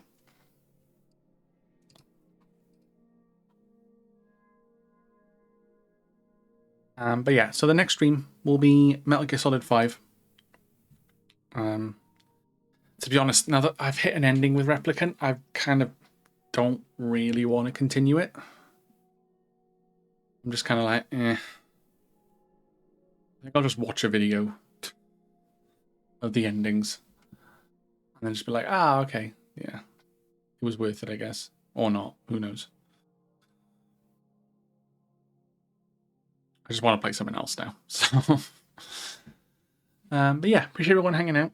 And again, thank you, Bahamut, for the raid. Sorry I was like so engrossed in reading for the large parts of it, but hope you had a great stream as always. Yeah, I think that's why I'd be terrible at D&D, because my voice would go after like an hour. But yeah, I'm gonna head off. And I'll probably see you all on the next stream for Metal Gear Solid 5. Well, it'll be Ground Zeroes first, which is like the prologue thing, and then it will be the Phantom Pain. But then apparently Ground Zeroes is not that long. It's like a couple of hours. So it might be the first stream. The next stream it will be just going through Ground Zeroes, and then after that will be the phantom pain. So, yeah. Until then, take care of yourselves, stay safe and all that good stuff. I will see you all next time. Bye-bye for now.